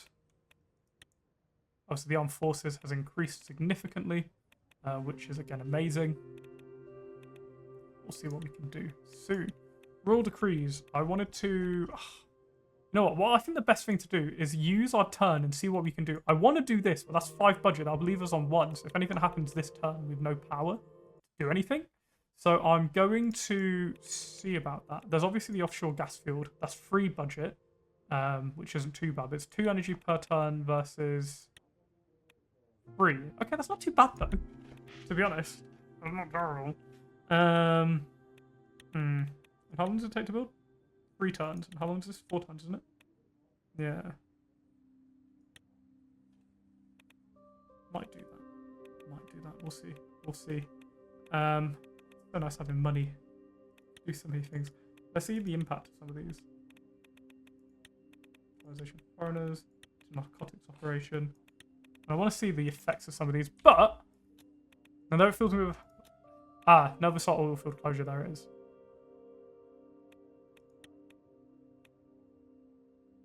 Significant chapter in Rizia's oil history is dawning to a close. The Neversar oil field at Dulce Factor, an instrument asset since its discovery in 1895, faces an imminent shutdown. Despite the depletion of its once abandoned reserves, the field has continually played a role in meeting Rizia's oil demands. And the unwavering management of Rizian oil and gas, the field has stood the test of time, but nature's limits becoming evident. When one door closes, another door opens. But what I'm going to do, obviously energy decreases, makes sense. What I am going to do... Oh, I see a new one. And border guards. Trade. Interesting. Denial of welfare services gold contest. What? Give everyone something. All depleted. Not sure what's going to happen anyway. Inside gold contest community. Oh, that's annoying. Everyone to be happy. oversized Brazilian fleet. So we're like average size, half full military equipment stockpile. Okay. But what I'm going to do is I am going to wrap up the first episode here. So thank you all for joining me on YouTube. Thank you, and I will see you in the next part. I hope you've enjoyed. If you've made it this far, a like and a sub go a really long way. If not, thank you just for being here. I'll catch you in the next part. See you soon. Bye for now.